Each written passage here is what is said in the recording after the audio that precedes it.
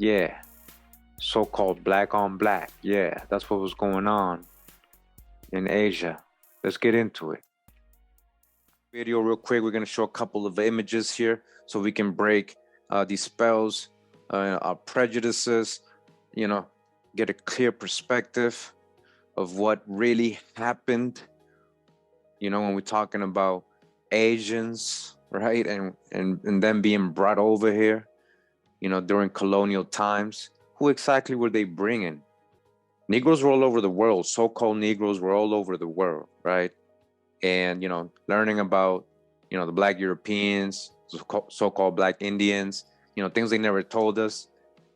We're a little bit more open, now and acceptable of certain things. I know there's still a lot of people out there that are prejudiced and you just want to label people tags and then call people Asian or Mongol or anything like that, you know. But what I want to show today, a part of history also that they never tell us about, that really doesn't get mentioned in school or anything like that, even though a lot of us know about the indentured servants and things like that that were brought over to the Caribbean, Mexico, California, South America, back in colonial times, all the way to like the 1800s, even 1900s still happening, actually, I would say, Moluccas, indigenous people, the Moluccas, as they're called, Moluccas people, again, from Southeast Asia. All right, so real quick, so we can get a clear perspective of what I'm talking about. So what I just showed you is the Moluccas people, or the Maluku Islands, the Maluku Island people, right? This is in Indonesia. All right, let me just back up so you guys can see where we are. Right on top of Australia. Papua New Guinea is right here. We got the Philippines over here.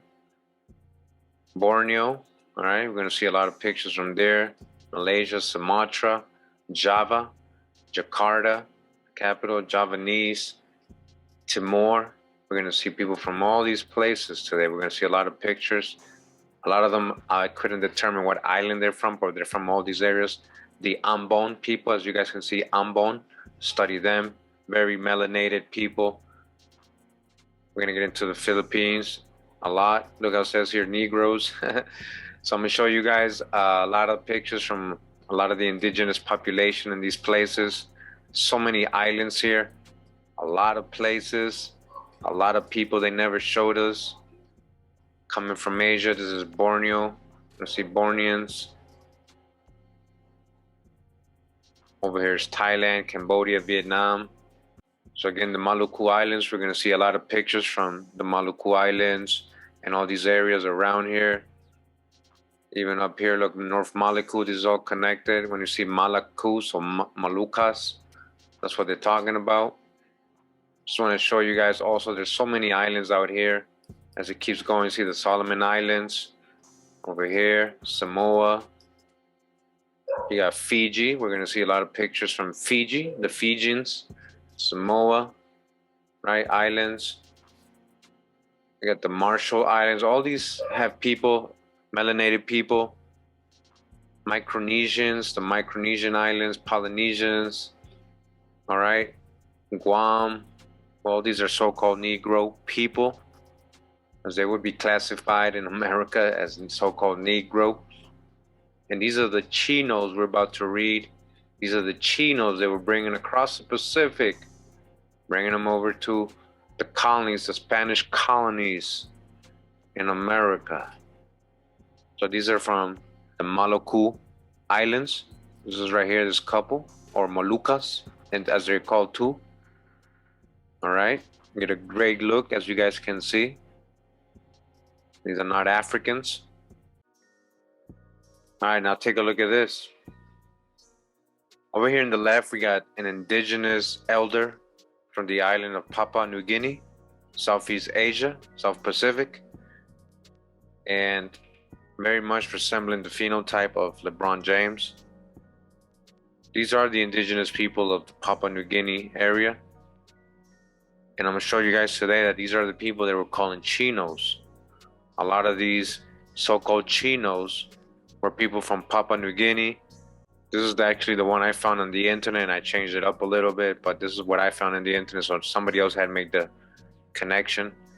Not saying that LeBron is from Papua New Guinea, but he does have a similar look. And want to show some old statues here. We're going to show a couple of them.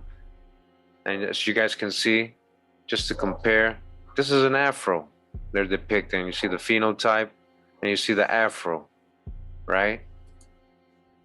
Talking about the original people. And this is an Ainu woman from Japan. This is, again, old pictures. I colorized. I found this very old picture here from the 1800s. I colorized it. This is what we got. And it said Ainu woman. Another statue here, as you guys can see. Compare the hair of these Buddhas.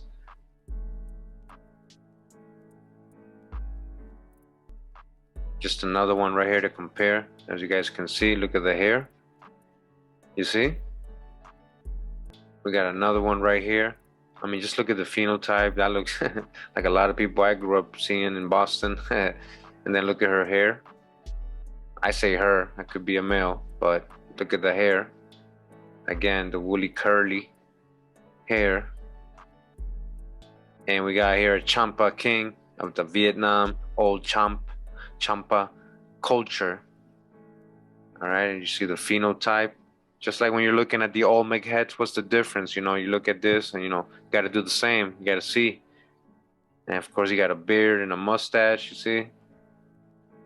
These are the people that the Sephardic, Moorish, Jewish pirates were enslaving and snatching up, buying, selling, trading all over this area right here. We're going to talk about India too, this whole area. A lot of the eastern part of India, even though they went up on this side too. A lot of this side though, on the eastern part, was raided. There's all these coastlines raided. They had help with local indigenous people who had wars with other tribes. They were already enslaving other nations and tribes on their own before the Portuguese there got, but the Portuguese and Sephardic Spanish Jews, they went really crazy with it. Remember, these are so-called black folks too, enslaving other so-called black folks. As shout out to Con Drop, as Con Drop says, more on more war. Okay, so I really want to emphasize this. I know a lot of people, when they watch these videos, a lot of people, they haven't taken the journey. We've been here 5 years. We've already debunked the out of Africa theories. Those are theories, not facts. They're basing all that stuff based on ape bones. The bones they talking about in Africa come from apes, not modern human type. They're not modern Homo sapiens sapiens. Just do the research. All right, as you guys can see, we're talking about a whole different area right here. When they told us about slavery and people getting enslaved in a transatlantic slave trade, remember? They told us it was on this side of the world, West Africa, and they were bringing all these people over here, right? They never really emphasized this side, the Pacific. They never emphasized this massive trans-Pacific slave trade. These so-called Chinos, so-called Negros, they never told us about. All right, you guys gotta break the spell. This ain't personal. Gotta graduate from 1993. Pan-Africanism, that's been debunked. You guys gotta catch up. So we're gonna learn a lot about the Trans-Pacific slave trade today. We're gonna learn about the Manila Galleons, okay? The flotilla between Manila and Acapulco, or Mexico and the Philippines. The Manila Galleons are very famous, and you actually study this trade from Asia, Trans-Pacific trade, right? They kind of sugarcoat everything. They just talk about how they were bringing over exotic goods, porcelain, ivory, spices, and all this other stuff except slaves. They kind of sugarcoat it. The archaeology of Manila Galleons. Manila Galleons are the stuff of legend. Active for 250 years, they were the vehicle for people, products, and ideas between Asia and Spanish world. Among the biggest ships of their time, they were built to endure one of the most difficult navigations, the crossing of the Pacific Ocean. which sometimes lasted half a year, right? 6 months in the ocean. A middle passage, guys. I'm gonna show you who was going through this middle passage on the way to New Spain, Mexico. The Manila Galleon in California. Yeah, it was going all the way to California. This Manila Galleon, all right? I'm gonna show you what it was doing there. It was literally transporting slaves, guys. Again, when you read about this stuff, they don't tell you about any slaves. The Cebu Acapulco galleon trade. Next page it says the Manila Acapulco galleon trade. The Manila Acapulco galleon trade is the more popular name of the Philippine-Mexico galleon trade. The ships used in this trade were called the Manila Galleons. They were among the richest trade ships for their time, competing with the Silver Fleet of Peru and the India Fleet of Portugal. On their way to New Spain, as Mexico was called then, the galleon's cargo holds were filled with silk, spices, porcelain, cotton, musk, wax, and curiosities of the East, which were sold at very high prices at the market fair in Acapulco. I guess by curiosities of the East, they mean the slaves, because they literally left them out, guys. I'm going to show you what was the main profit of this Manila Galleons. It was slaves. We're going to read the history. I mean, everywhere you read about the Manila Galleons, you know, they don't really talk about the slaves. It says they were Spanish trading ships for 2.5 centuries, all right, 250 years, linked to Spanish crown's royalty of New Spain. That's 250 years of slavery, guys, over from Asia to America. With her Asian territories collectively known as the Spanish East Indies across the Pacific Ocean, the ships made 1 or 2 round-trip voyages per year between the ports of Acapulco and Manila. The name of the galleon changed to reflect the city that the ship sailed from. The term Manila Galleon can also refer to the trade route itself between Acapulco and Manila, which lasted 1565 to 1815, guys. When did they outlaw importation of slaves? 1809. We're still doing it in 1815 on the Pacific. So where's the Africans? I'm going to show you what I mean, all right? We already saw part 1 of this and part 2, right? We already showed 2 sources of slaves that was covering these years as well. Now we're going to show you another source that's covering these years. The Manila Galleon sailed the Pacific for 250 years, bringing to the Americas cargoes of luxury goods such as spices and porcelain in exchange for New World silver, all right? And again, they're not going to say nothing about any people being transported, any slaves. All right, they don't want you to know. They want you to think everybody was brought from Africa that was a so-called slave. These are Aeta children, 1930s Philippines, the Aeta, very ancient people in the Philippines, no doubt. You know, all of them have these features with the woolly, curly hair, very swarthy. And these people were also being labeled Chinos as they were being taken in this middle passage through the trans-Pacific slave trade, colonial times. These beautiful children right here. Take a look. It says an Ayeta woman and a child from the Philippines, also from the Ayeta tribe. They are thought to be among the earliest inhabitants of the Philippines, preceding the Austronesian migrations. Before the Austronesians, these are the people who were there anciently. They're not Africans. They've been there since creation. They're original to that part of the plane, the earth, the world. All right, so we're going to talk about, you know, Filipinos as well, and how they were, you know, how they had a huge slave market in Manila in the Philippines. Just want to remind everybody, again, we just saw some pictures of some Philippines, but I want to show some more drawings here now, you know, get more perspective. It says here, exhibit of a racist cartoon depictions of Filipinos. All right, depictions of Filipinos. And it says here, Imperial Dreams. And you can see here the Filipino, huh? You see how they're depicting the Filipino, right? Go to another image here. This again, these are Filipinos. Another image and drawing. So it's here Filipino Negro and Southern Negro. This franchise Negro. And it says, make the Filipino free, give him self-government, Dr. Jekyll Bryant. And it says, the Southern Negro must not rule, he must not vote, by order of Mr. Hyde Bryan. All right, you see that? And it says, for one Negro and against the other, Dr. Jekyll Bryan and Mr. Hyde Bryan. All right. Very interesting and very telling, right? And then I got another one here. This is Uncle Sam, right? It has Puerto Rico. Very interesting one. Look at Puerto Rico, right? You see how Hawaii, that's Cuba. You see all, right? As you can see, that we're depicting Ladroni. It says, and Philippines right here. Philippines, Ladroni, Cuba, Hawaii, and Puerto Rico, right? Also called Negros, right? Philippines included. There's another one here. It says political cartoons and Filipinos. And this one right here is the Filipinos. You can see in his feathered headdress or whatever that is from his head. Then you got Hawaii, Cuba, right? Very racist. But see how they're depicted because they knew, right? The original Filipinos. Here's another one. It says Philippines and it shows this guy right here. Again, not Africans. These are not Africans. This is another one. It says here the Boston Sunday Globe, the Boston Globe, expansion before and after. And it shows the Filipino before expansion, right? And then it says the Filipino after expansion, all dressed up, right? You see how they're drawing? That's the Filipino. And shout out to 432 The Drop Radio. Learn a lot from Con Drop.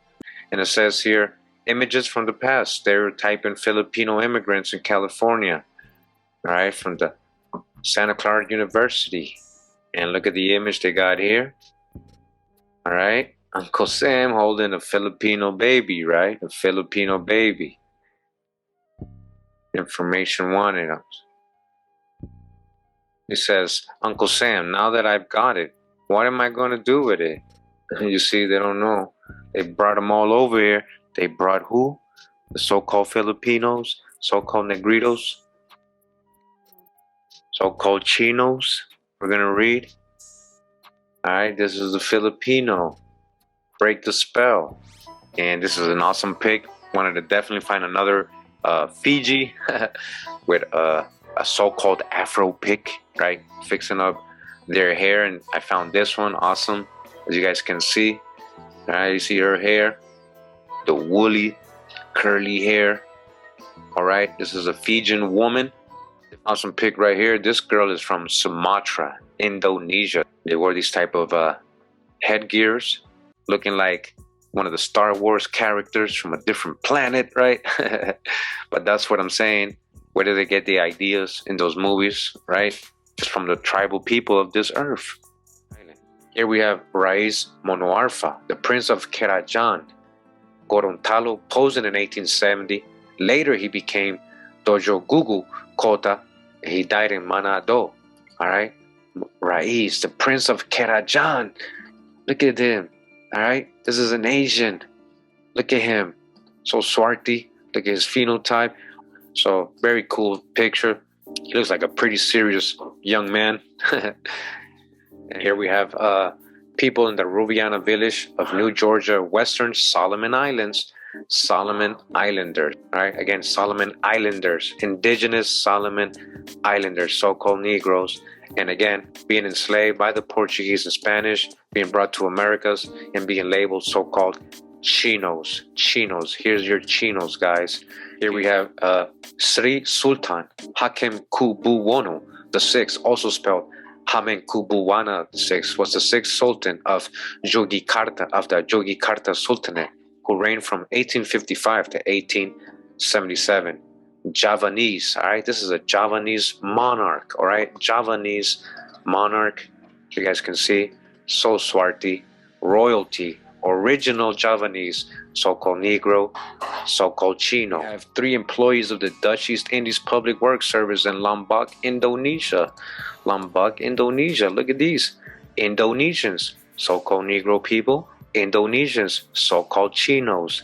Here we have the princess of the Mindanaos, dancers in the Philippines. Look at her. Look at her. Filipino dancer. Look, princess. Princess of the Mindanao. She's a princess, guys. She's a princess, an Asian princess. Look at that. From the Philippines.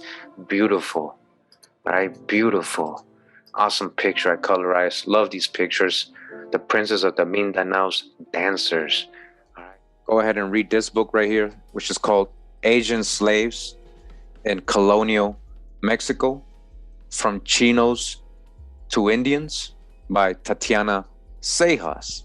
We just hear Chinos to Indians, so a lot of people like to kind of generalize and assume when they're talking about Chinos, they're talking about modern day Chinese or people from China, looking people, pale skin, straight hair, what we picture of Chinese today. But actually, as it says in this book, I'm gonna read it to you right now in the introduction. All right, it says, during the last 16th and 17th centuries, countless slaves from culturally diverse communities in the Indian subcontinent and Southeast Asia journeyed to Mexico on the ships of the Manila Galleon. Again, from where?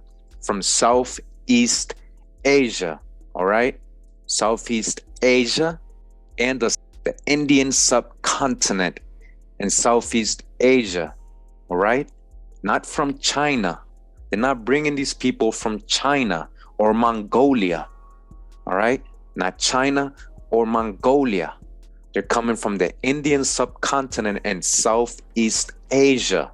Now that we understand, the book is telling us these people were coming from the Indian subcontinent and Southeast Asia, not China, not Korea, not all those places up there, not Mongolia, Southeast Asia people, okay? So get that in your heads right now. So-called Chinos, again, from Southeast Asia and the Indian subcontinent. So this is the type of people we're gonna go over it today. So hope you guys enjoyed the video with these images. I colorized some of them and just so we can get a clear perspective.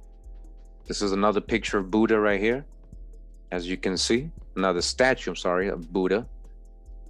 All right, again, ancient, Asia, right? Ancient Asia. Now, right here, we got two South Indian women and a girl. All right, so again, remember the book said they were coming from the Indian subcontinent, Hindus, right? They were bringing them over here during colonial times. And then we got this brother right here. He's a tribal man from New Caledonia, right? New Caledonia. This is in Southeast Asia, just like the book just told us that they were calling Chinos. And what did the book say? In that book, we're going to read it.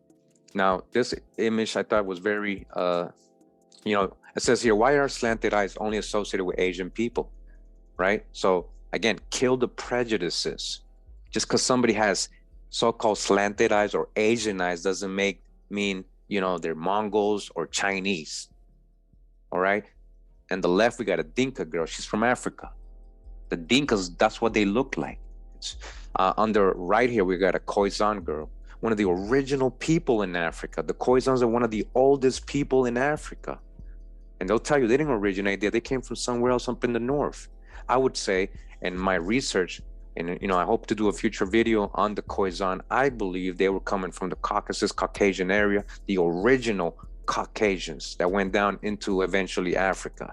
But, for now, let's leave it as my opinion, right? So don't worry, you know how I work. Eventually, I'm going to have the sources. We're going to try to go ahead and unlock that mystery. But I just wanted to make that clear. These are two Africans right here.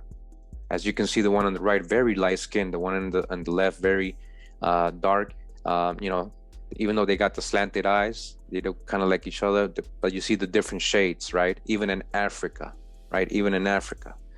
This is a Tamil girl from Ceylon, Sri Lanka. Again, remember that book told us that they were bringing these people and labeling them Indians, these Chinos, so-called Chinos from Southeast Asia and the Indian subcontinent. This is a Tamil girl.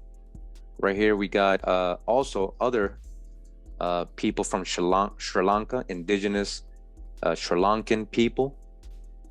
All right, again, Southeast Asian, Indian subcontinent, Southern Indian men, southern part of Hindustan, as it was called before, today known as India. And that's an indigenous person from India. All right, so real quick, as you guys see here, it says Flores. This is the Flores Islands. In the Flores Island people, I'm going to show you this again, Indonesia. Let's go to a picture of the Flores Islands people real quick. It says here, Flores Islands, Indonesia, portrait of a woman with water holder on head, Leloba, Larantuka, East, Nusa Tenggara, 1928. All right, so take a really good look here. As you guys can see, so-called Negro people, right? This is indigenous people of that island. This is a Filipino. It says here, Abago Bo Cotabato, Mindanao, from the Mindanao region in the Philippines, right? In the Philippines. Mindanao region in the Philippines. And then we got these two right here, also from the Philippines. It says Hunters with Bows and Arrows, Philippines, 1890. All right, take a very good look. As you can see, when they're drawing their little cartoons, they're not just exaggerating, they're actually depicting a Filipino. All right, that's a Filipino. All right, that says here, Philippines. Filipinos, all right?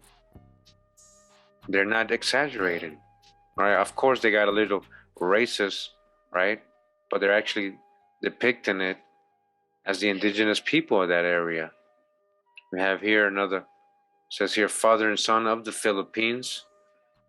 As you guys can see, from the Philippines. All right, indigenous people from there, they're not from Africa. You gotta break the spell. This is a Hindu right here. As you guys can see, they don't also, you know, when we look, we picture Hindus, we picture something else. This is a Cheru man, Aboriginal Hindu from the Palamau region of India. All right, as you guys can see, take a good look. And then we got an Indian coolie girl in 1897, Trinidad and Tobago, as you guys can see. All right, she's from India, but she's in South America. They were brought over there. Okay. And then we got from India, the Panijan region of India. We got her and her people, which says here in the picture, pre-Dravidian, before the Dravidians got to India. Her people were already there, anciently already. This is a Fijian from the Fiji Islands. This is a family from Papua New Guinea. It's of bad quality. It was very small, but I found it, I colorized it, made it a little bigger. And this is what you get, Papua New Guinea. It says here, 1930s photo of a Naga warrior, Philippines. And they actually do mean Naga. There is a place, Naga, in the Philippines. All right, this is an actual indigenous person from that area. I was able to find this and colorize it, and this is what we got. These are Sinhalese, not Senegalese, Sinhalese women. All right, Sinhalese women, again, remember, Southeast Asia, the Indian subcontinent, is where they were bringing these so-called Asians from, not from China. We're just getting started. This is another Sinhalese man. All right, another Sinhalese man. These are Asians. As you can see, his beard. Okay, here we go. We got Sinhalese so-called devil dancers. It says here, that's, you know, according to, you know, foreigners labeling them that. All right, so Sinhalese so-called devil dancers, as you can see. All right, again, none of these people trace back to Africa. You got to break that out of Africa, you know, spell. This is a Sinhalese woman as well. This is, again, a Sinhalese woman. All right. Right, what we're looking at right now, these are Sentinelese men. Just Google Sentinelese, you'll see where they're located. Southeast Asia. Again, these people do not trace back. They don't trace back to Africa. You got to break that spell. I know it's hard, but these people do not trace back to Africa. All right, if you just got here, a lot of people's been requesting me to read this book for all these years, right? Kurimeo, please read this. Asian slaves in colonial Mexico, they turned Chinese people into Indians. They were labeling Chinese. Well, that was not so accurate. They just termed these people Chinos. All right, let's go back to the introduction again real quick. And I just want to read again. During the late 16th and 17th centuries, countless slaves from culturally diverse communities in the Indian subcontinent, again, from what? From culturally diverse, very diverse, diverse, they didn't all look the same, diverse communities in the Indian subcontinent in Southeast Asia journeyed to Mexico on the ships of the Manila Galleon. On arrival in Mexico, slave owners and Spanish officials grouped them together, overlooked social and linguistic differences, and categorized them all as Chinos, right? These people ain't Chinese though. So you thought Chinos meant Chinese, right? It doesn't. It didn't back in 1600s Mexico or 1500s. It didn't. It says here 1940 Fiji warriors and a victim. They carrying a victim supposedly. Look at that. That's crazy picture if that's real. Really crazy, right? As you can see what these people look like. All right. Fijians. It says Moluccas or Moluccas from the Maluku Islands. I showed you guys earlier what that was, as you guys can see. All right, let me zoom in a little bit. Look at his hair, his woolly, his what they call in Mexico Chino type hair. All right, and very swarthy individuals. It says here 1946, Indian bride and groom wearing ornate headdresses posing together on their wedding day. Okay, you see? A Hindu couple. I can't see her, but you can see him. All right, look at that. Look at his headdress. Nice.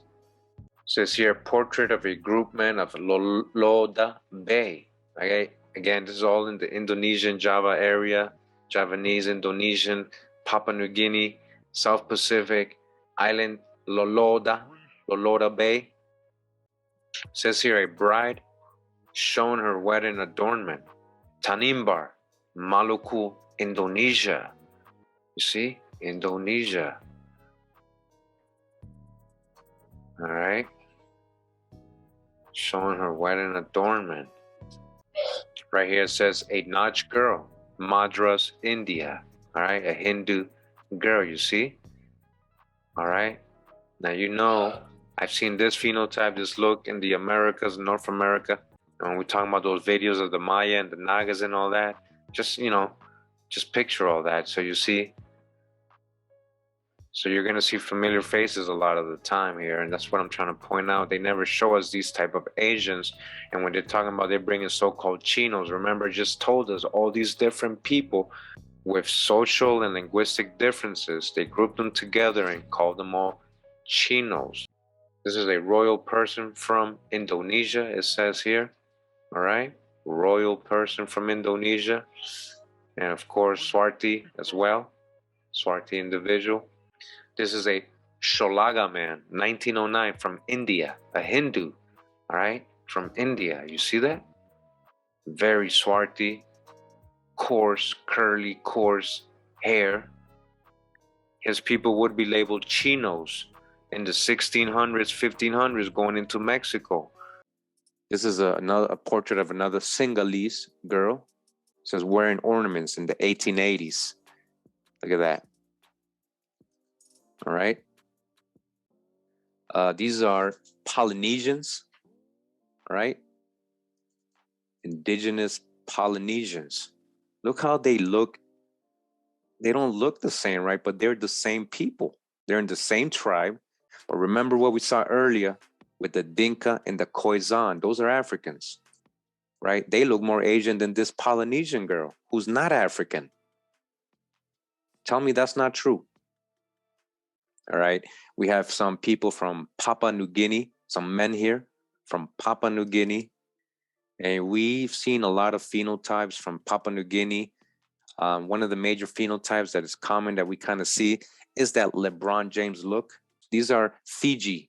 They call them cannibals. So these were people who they had brought to the U.S. This Barnum circus, Barnum and Bailey had them parading them around in his circus. And they're from the Fiji Islands.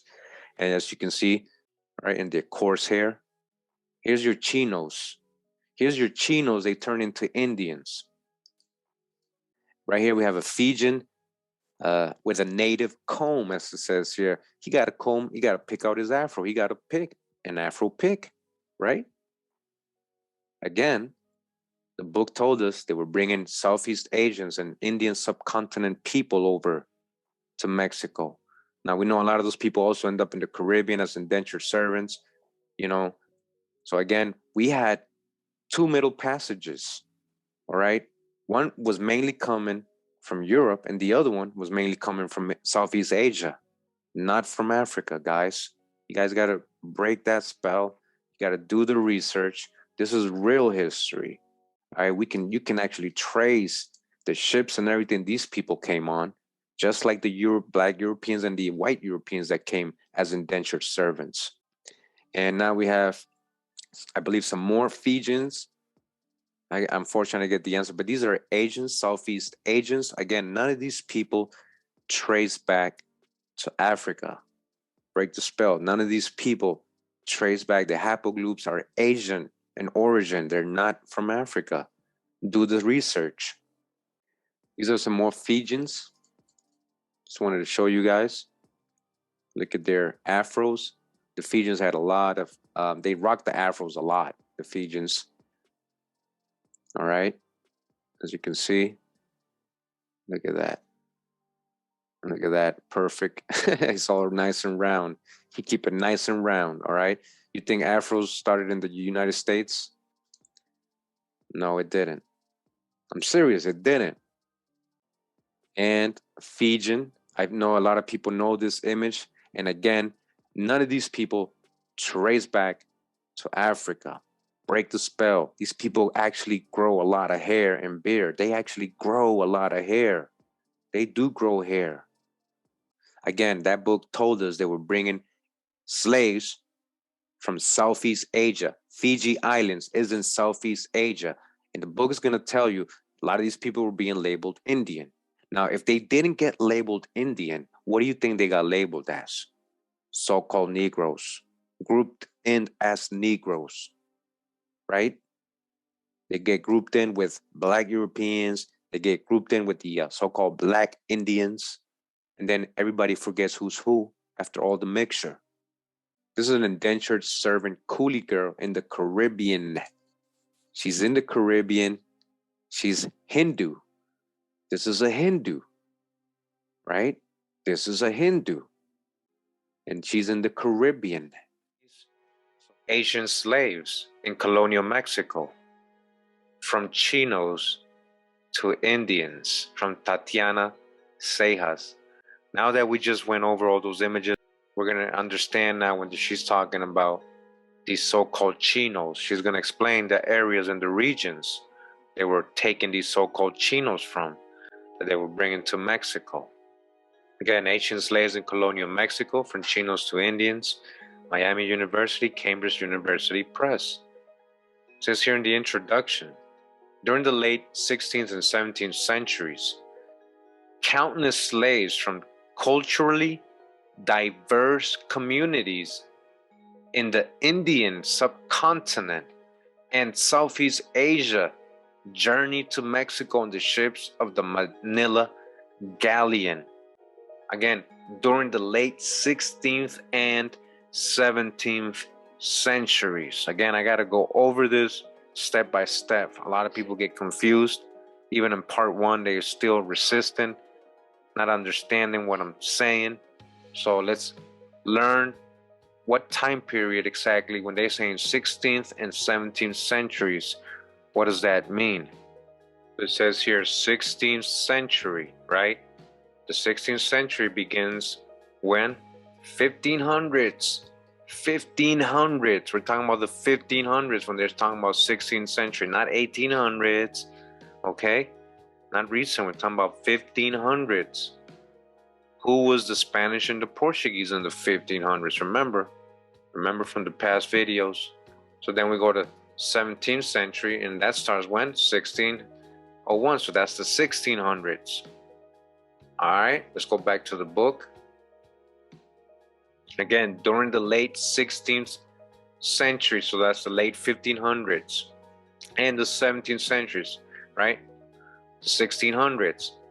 So all this is before the 1700s. This is still in the 1600s and 1500s, right? What happened during that time? Countless slaves from culturally diverse communities in the Indian subcontinent in Southeast Asia, all right, not Africa, journeyed to Mexico on the ships of the Manila Galleon. On arrival in Mexico, slave owners and Spanish officials grouped them together.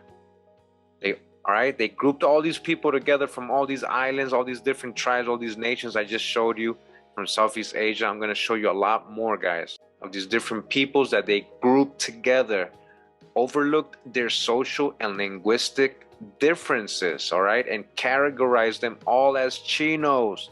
They got categorized as Chinos. Chinos. All right, we're going to keep going back and forth just to get a clear perspective of what we're talking about. Remember, I have images from the 1800s when cameras was invented, 1900s, right? 1800s, 1900s. So imagine 1500, 1600, this is 400 years, 300 years before that. You know it's going to just get swarthier. The further back you go, you already know that. So imagine if I'm showing you people like this in the 1800s, imagine the 1500s. Remember they said from the Indian subcontinent, Hindus, they were taking them. This is a coolie girl in Martinique. This is a coolie girl in Martinique from India. Right here we have a Southern Indian man. This is from a Hindu from India, Southern India, an ancient Naga descendant. All right, take a good look. This is an Indian Hindu. This is a Hindu. All right, so that picture and many other pictures of the Southern Hindu tribes can be found in this volume series, Castes and Tribes of Southern India. There's actually many volumes of this. This is in volume 3, just for example. We're going to go into it real quick. And you guys can see right there we have, all right, remember this is from India, Southern India, Kadir, it says here. And here goes the picture I was just showing you guys, all right? Let me just show you guys. He's from Kadir. Now in the same book, let me just read a little bit of the Kadirs. And we're learning about these people. It says the Kadirs or Kadans, Adans, Kadir or Adans, Kadans or Dans, inhabit the Anai Malai or Elephant Hills and the Great Mountain Range, which extends thence southward into Travancore. All right, so this Hindu man I was just showing you guys in color, all right, as you guys can see in the book, he's a Kadir, a tribal person. Kadir, he is from the Kadir tribe. You guys never heard of them, right? This is a Hindu from the Kadir tribe, and he would have been called a Chino when he was brought to Mexico, 1600s, 1700s. Chino, a Hindu, he got the Chino hair from the Kadir tribe. All right, so here he is in color again. You guys can see. That's where I got the image. You guys can see I'm not just making this up. This is not an African. This is a Hindu, and he's not from Africa. He's not African. And right here we have a man, a Hindu, as it says there, from the Shahabad region of India. Shahabad, all right? Ahir, from the Ahir tribe. We got the Alifuru people, the Alifuru. They try to say these people are African just because of their very swarthy complexion. Again, from the Maluku Islands of Indonesia. All right? Remember I showed you where the Maluku Islands was? Right here, when I started showing you another statue here. As you guys can see, just, use your eyes. For me, it's self-explanatory, just looking at it. And these are the Alfuru people again. Most likely Alune people in the mountains of Island Seram. All these little island and regions in the South Pacific Indonesian archipelago, as they call it. As you guys can see, these are the indigenous people there. And these are the people, again, these Sephardic, merchant, Moorish, Jewish pirates, right? Swarthy pirates. These are the ones, they were, again, putting under forced labor, sent them to Mexico, calling them Chinos. Right here we got Ambonese people from Ambon. Remember I showed you Ambon Island? Ambonese people, Maluku Island, Southeast Asia. All right, as you guys can see. And that's why when they were showing all these so-called Filipino people, I remember a lot of these people were taken to the Manila slave market first before being brought to Mexico or the Spanish colonies over there. And so a lot of them got labeled as Filipinos too, but they were from different regions.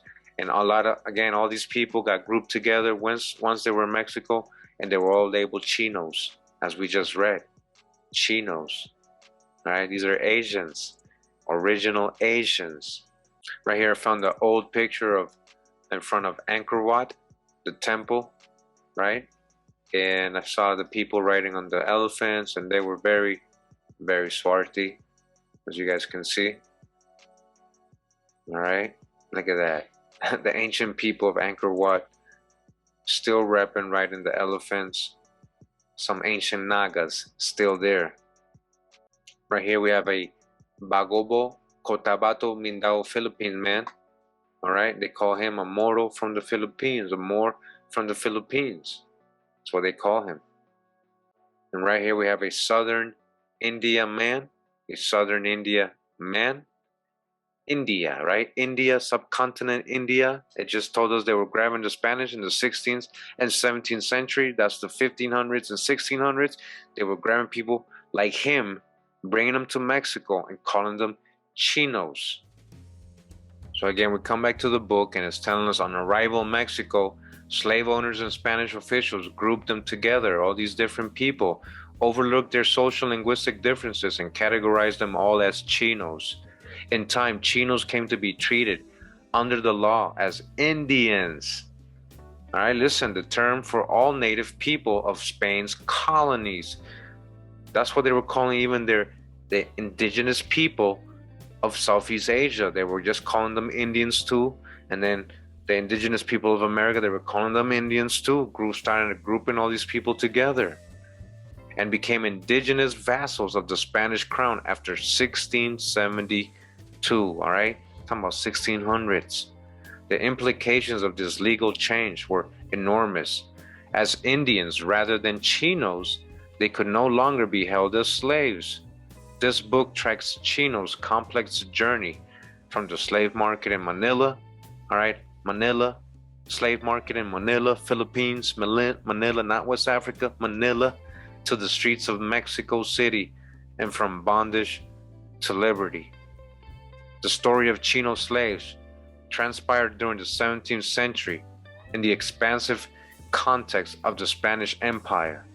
Their experience points to the interconnectedness of Spain's colonies and the reach of the crown, which brought people together from Africa, the Americas, Asia, and Europe in a historically unprecedented way.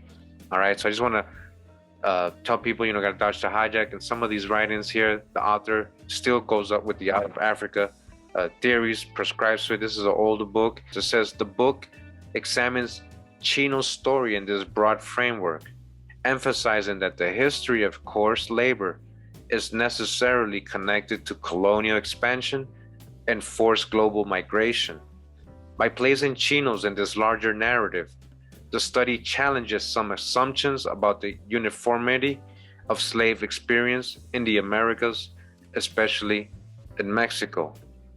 The Spanish crown dictated the legal status of people living in the colonies, but the sprawling empire also allowed for contingency and individual agency. Chinos employed myriad strategies to gain some modicum of personal freedom. This is another Hindu woman, all right? So a whole different, kind of like phenotype. To me, honestly, she looks like many Americans I've seen. I've seen in pictures, movies, TV. So who's to say, who's who based on only on appearances? Another Hindu woman, just want to show you guys. Indentured servants in the Caribbean.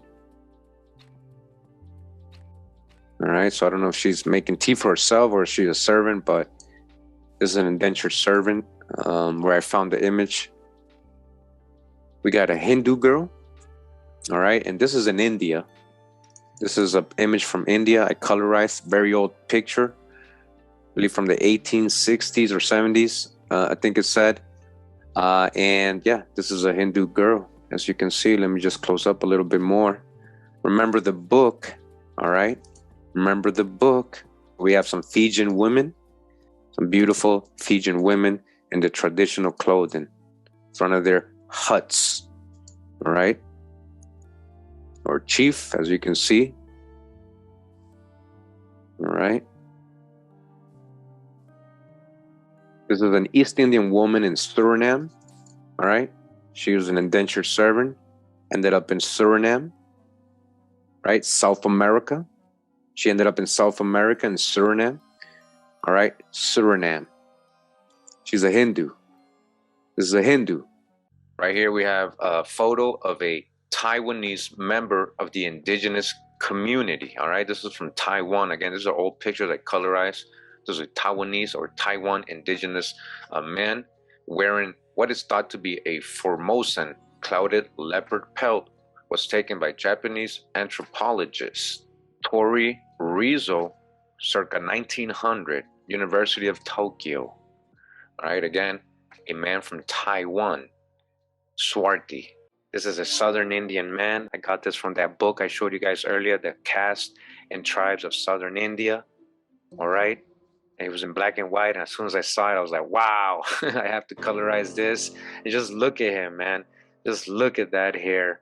And look at his phenotype. Look at his complexion. This is a Hindu. Your so-called Chino they were bringing to Mexico. So dodge that hijack. What a great picture, right, guys? Look at him.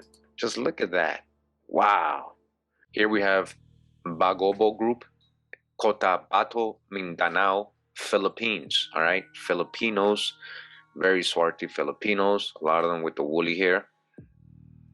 Got another Bagobo warrior from Mindanao, Philippines. All right, from the Philippines, as you guys can see, his woolly, curly hair, all right, very swarthy complexion, Filipino. Right here, we're in Bali for a Balinese festival. A Balinese festival, these are Bali indigenous people from Bali. As you can see how they look, all right? A Balinese festival, this is an old picture. Right here, we have a Batak family, circa 1870. Batak. Real quick, Batak people, Filipinos, right? The Batak are one of about 140 indigenous peoples, 140 and just in the Philippines alone. They are located in the northeastern portions of Palawan, a relatively large island in the southwest archipelago. Since ancient times, the Batak have inhabited a series of river valleys along the coastlines of what is today Puerto Princesa City. All right, since ancient times, the Batak people of the Philippines, this is them right here, as you guys can see. All right, here they are right here. Exact same picture in Wikipedia. These are the Batak people of the Philippines. Again, these are not Africans. They've been there since ancient times, since the beginning. All right, it's conjecture to say they are from Africa just because they look like this. It says Batak woman in Sumatra, but she's in Sumatra, right? So she maybe was taken there. It says resting on a notch log, which serves as a ladder to her house. Okay, a Batak woman.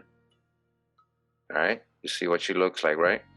Again, Asians, so-called black Asians. Right here, we have a picture of some boys from North Sumatra, all right? Southeast Asia, North Sumatra, the Sumatra Island, right? North Sumatra. Do you see? What do you see here? Swarthy little boys, so-called Negros, right? So we go back to the book, Asian Slaves in Colonial Mexico from Chinos to Indians. I'm going to read here from chapter 1 real quick, little bit. It says, Catarina de San Juan, China slave and popular saint. She became a saint. She was a China slave, though. China, remember who they were calling Chinos now. Now you got a clear perspective. It says, around the year 1610, a young girl was seized from her homeland in South Asia and taken to the city of Puebla, Mexico. So in 1600, right? 1600, she's from South Asia. These are swarthy people, where she became a popular saint named Catarina de San Juan. She was unique in that churchmen crusaded to canonize her as an exemplary Christian after her death, but her life trajectory closely approximated that of other Chino slaves who made the journey from Asia to Mexico in the 17th century. Again, that's the 1600s. With them, Catarina witnessed the same legal and social changes that turned all Chinos into Indians. Catarina's experience makes concretely visible the human toll of the trans-Pacific slave trade, at the same time illustrating how individuals took part in the transformation of slavery. Catarina's story is now Mexican folklore. The known outline of Catarina's life is that Portuguese slavers took her from the western coast of India. All right, she's Hindu. Katarina's Hindu. We saw the Hindus, what they look like. We saw some of the coolie girls, right? She's a Hindu. And who took her? Portuguese slavers, these merchants, Sephardic Moorish people. They took her from the west coast of India on a trading voyage that went around the subcontinent across the Bay of Bengal through the Straits of Malacca, Malacu, the Malacca Islands, right? And up South China Sea to Manila in the Philippines. That's the slave market where they finally sold her at the market. This was the first leg of a forced journey that continued on the ship of the Manila Galleon, which carried Catarina across the Pacific to the port of Acapulco in Mexico, right? Acapulco in 1619. Look at that year. Same year they were bringing the what? The 20 odd, so-called odd Negroes to Virginia. Remember? Virginia. They were grabbing them from the exact opposite side, Veracruz, Mexico. So who knows if that was some Chinos they were actually grabbing too. Some Chinos they had grabbed from, across the country because Mexico wasn't the final stop for a lot of these so-called Chinos. You guys got to understand. From there, they would be sent to other colonies, the Caribbean, South America, possibly even North America. The seas and oceans behind her, Catarina was then made to walk along a difficult terrain called the China Road, Via de China, to Mexico City, and then on to Puebla, where she lived for the remainder of her life. Catarina's survival and success were closely tied to her ability to garner support from various patrons. Her first were a Portuguese merchant. Like I said, merchant, there you go, Portuguese merchants. Who's the merchants? You guys already know if you've been following me. And his wife, who purchased Catarina. These are so-called Negro people too. These Portuguese merchants and his wife, and who purchased Catarina to be their domestic servant. In this position, Catarina had some freedom to run errands and wander the streets of the growing city. So she was witnessed the construction of the city's famous cathedral that was consecrated in 1649. Encouraged by her masters, Catarina also attended Mass in her daily outings, finding a spiritual home in the temple of the Jesuit College in Puebla. The Jesuit College. When her masters died, having granted her liberty and their wills, all right, so she was freed, Catarina was left free but penniless, which forced her to work as a domestic servant of a neighborhood priest. Soon after, Catarina sought to take personal vows of chastity, poverty, and obedience as lay religious woman, Beata, but the said priest dissuaded her from this pursuit and instead pressed her into marriage. As a result, Catarina had to wait until she was widowed to lead the religious life she so desired. When Catarina died in 1688, she was a beloved, popular saint, grieved by the residents of Puebla, where she is still remembered today. They even have a statue of her. They show it in this book. All right, so she became a saint, but this China, right, Hindu, right, Swarti Hindu, this Hindu woman. This is another coolie woman from the West Indies, in the West Indies, I mean, as you can see, very beautiful, nice jewelry. Look at her nose ring. A lot of history and tradition, things that they never teach us. They don't show us these people. They never showed me this stuff in elementary school or anywhere in school. They just told us. We read a little bit about that part of history. I kind of remember, indentured servitude, the Indians, they brought them over in the 18, no, there's a deeper history before the 1800s. The Spaniards, the Moors, the Sephardic Jews and the Moors and the pirates, those pirates, they were going over there, the Portuguese and the Spaniards, who were Moors, they were going over there, enslaving these people like her, bringing them over here to America. And as the book we just read said, a lot of them were eventually in Mexico, a lot of them were being classified as Indians, right? Or a lot of them chose to be classified or pushed to be called Indian so they can get out of their slavery status. This is another East Indian woman. She's from Martinique, all right? She ended up in Martinique. So they ended up all over the Caribbean, a lot of them. This is a coolie woman from Trinidad. Look at her.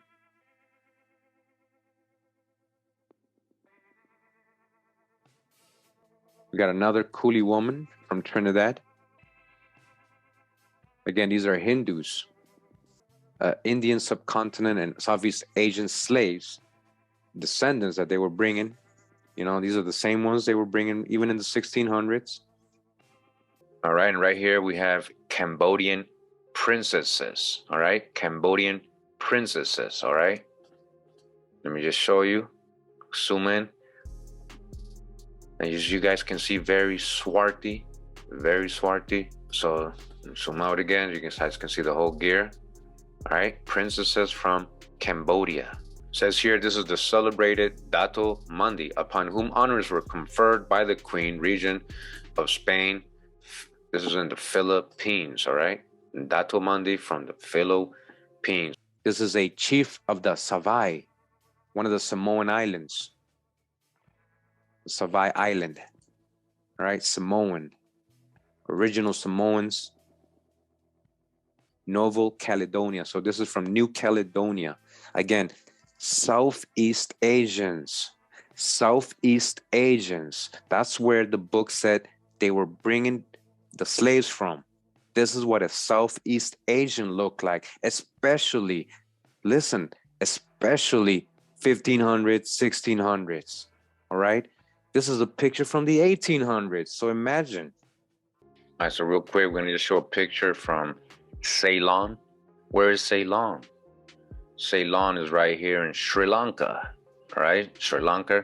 We're gonna see a lot of the Ceylon people too today, original people of Sri Lanka. As you guys can see where it is, right under India, all right? All right, so these are Ceylonese girls from Sri Lanka, all right? From Sri Lanka, as you guys can see. Again, these are not Africans. I know it's hard for a lot of you to let go of that, and you guys take this so personal every time I say this. And if you're new again to my channel, this is the first video you're watching, or you're new to the channel, you've only been here a couple videos, we've already debunked the out of Africa theories. Those are theories. Everything and everyone did not come out of Africa. You guys gotta really get that in your head, all right?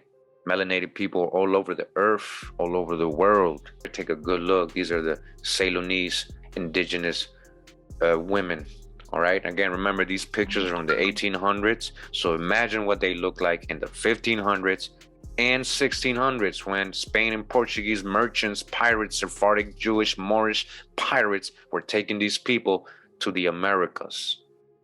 These are children from Papua New Guinea, all right? This is a type. And there's other different types we're going to see in Papua New Guinea, but these are children from Papua New Guinea. Look at this one. Cutie, he's smiling. He's having a fun day with the picture, at least. I don't look like the rest of them are. They got forced. He's looking at somebody else, so they're trying to distract him, make him smile. He probably didn't want to be there either. But look at these beautiful children with their tribal gear. Right here, we have some more children. This time it's in Bali again. We're in Bali, Balinese children in an ancient temple here from their ancestors, chilling in front of the temple of their ancestors right here. Some Balinese Bali children. Now it says here, interesting part, says Ramos' definition of the term Chino reflects a unique understanding of the trans-Pacific slave trade and the origins of some of these people. All right, the origins. He wrote in these parts, natives of India are called Chinos. All right, Hindus were being called Chinos, like I was telling you. They all come from the Orient by way of the Philippines, brought by the Portuguese. All right, the Portuguese. Who's these Portuguese? Portuguese Jews. All right. This explanation strongly implies that most Chinos were slaves taken by Portuguese traders from South and Southeast Asia to the Spanish colony in the Philippine Islands, where they then boarded the Manila Galleon bound for Mexico. Ramos knew about the workings of the trade from Catarina, who spoke to him at length about her experience. She testified that Portuguese slavers worked in the Indian Ocean world, and that the mechanisms of the Portuguese trading system reached the Spanish Philippines. These details about the trafficking networks which crisscrossed the Indian Ocean to the China Sea and Pacific Ocean were generally unknown to other people in Mexico. With this account, Ramos sought to clarify some of the contemporary confusion regarding the origin of Chinos, who were generally thought of as people born on the other side of the Pacific Ocean. The term Chino generally referred to individuals who traveled on the Nao de China, another name for the Manila Galleon. That's what they were called, Chinos, because they came on the Nao de China. That was the name of the boat, the Manila Galleon. They were people from the Orient who came to stay or simply passed through. Like I said, not all of them stayed in Mexico. They were just passing through. From there, they brought them to other colonies. All right, these Chinos, these so-called swarthy Asians, so-called Negro swarthy Asians, they brought them to other colonies. Ramos does describe an important distinction. There were Chinos who were slaves, and there were also Chinos, generally natives of the Philippines, who were free immigrants, itinerant traders or sailors. All Chinos traveled to Mexico on the same ships of the Manila Galleon. The slaves, like Catarina, generally stayed, whereas free Chinos had more mobility. The presence in Mexico of free immigrants from the Philippines added further complexity to questions regarding where Chinos came from and who they were. Ramos makes several comments about countrymen from the Philippines who lived in Puebla. According to Spanish law, these native people were indigenous vassals. According to Spanish law, what? They became what? Indigenous vassals, just like the natives of Mexico. They were Indians who owed tribute to the crown in exchange for certain rights and protections. In Mexico, the natives of the Philippines were called Filipinos, Indian Chinos, referring to their legal status as indigenous vassals, as well as simply Chinos. This confusing nomenclature caused some problems in Mexico, as free natives of the Philippines were sometimes confused with Chino slaves and treated as such. Didn't matter. For the most part, however, their presence in Mexico encouraged officials to conceive of all Chinos as free Indians. Kind of what they look like originally, the pictures, before I colorized them. It says here, Guyana indentured servant, from whence they left, paying homage to the indentured servants of 1834-1920. So remember, the book that people wanted me to read is actually talking about Hindu people and Asians, right, from the 1500s to the 1600s, so way before the 1800s. And I'm talking about this book right here that we're going to read in another video. But before we read this book, I wanted to break some prejudices. Again, I know I'm being repetitive, but there's a reason as to why I want to show you these pictures and these people first, so we can picture when we're reading that book who they were talking about. All right, who were they talking about? And this is a Fiji man. Again, they rock the froze. The Fiji tribal man. Look, West Indian coolies, Jamaica. West Indian coolies.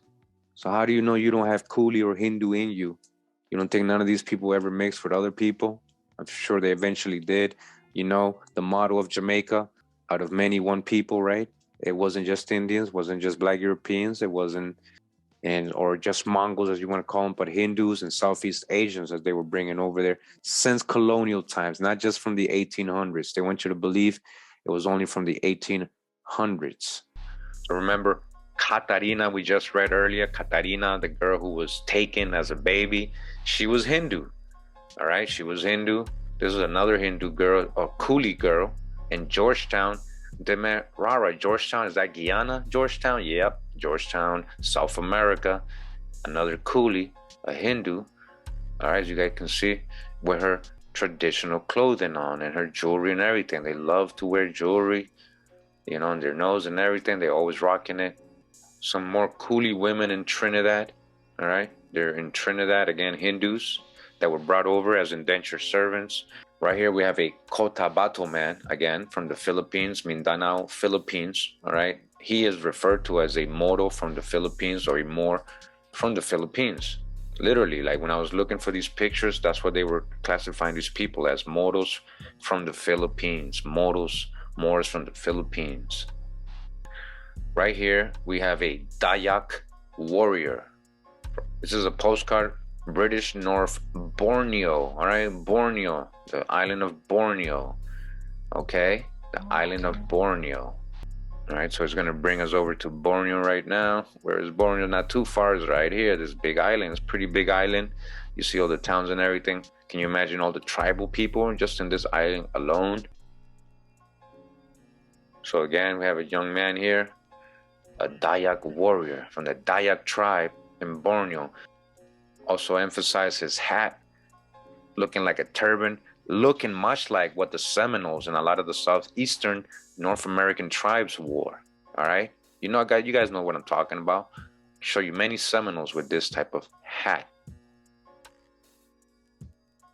Look at the feathers, and look at the feather. Is there an ancient connection to the Americas?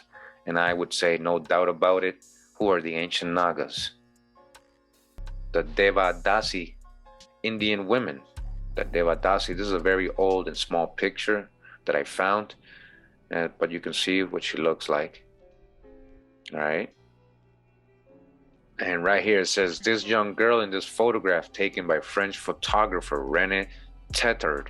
The photo was taken in Lao Cai, an old town located in the Tonkin region of mountainous northern Vietnam. Vietnam. This is an indigenous woman from Vietnam. Take a good look at her. All right, Vietnamese. This is Katarina's hagiographers express an ambiguity about her birthplace that reflect the diverse origins of Chino slaves. Katarina could not remember her origins because slavers stole her away when she was just a little girl, dragging her through distant provinces and confusing her sense of place.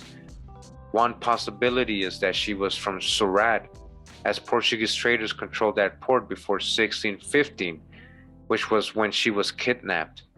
According to Ramos' account, she was a poor girl from China, Mogor, or India, picked from among the thorny bushes and hidden jungles of Cambaya and Bengal. Are they talking about India? From the perspective of people living in Mexico, King China and Mungal India were apparently indistinguishable as faraway places where Chinos came from. So to Mexicans, it was all the same, from China to India to Vietnam to, it was like all, to them it was all Chinos. Philippines, Papua New Guineas, to them they were all just Chinos. Catarina's testament from 1686 recorded a similar conflation of geographic areas. It reads, Catarina de San Juan, natives of the Mungal Kingdom in the Philippines Islands. Catarina dictated the will, so the notary was the likely author of this geographic reference rather than something she actually thought. Either way, it reflects the contemporary tendency to combine unknown regions. It says here, Indian slaves, indentured laborers for British profit. Again, when they're saying Indian, they don't mean American Indian. They're talking about Hindu. All right. It says here, Trinidad and Tobago experienced an influx of tens of thousands of Indians during the 19th century. Some Indians came directly from India. Many are descendants of indentured laborers. All right. Many are descendants of indentured laborers. All right. Look at that. says East Indian immigration, Guyana. All right, East Indian indentured immigrants in Guyana. As you go. Again, these are the so-called Chinos. They were labeling Indian in Mexico. Yeah. Soak it all in. Empty your cup. Break the spell. It says here, Indian slaves, indentured laborers for British profit. And again, Trinidad and Tobago influenced tens of thousands of Indians, right? Hindus, tens of thousands of Hindus.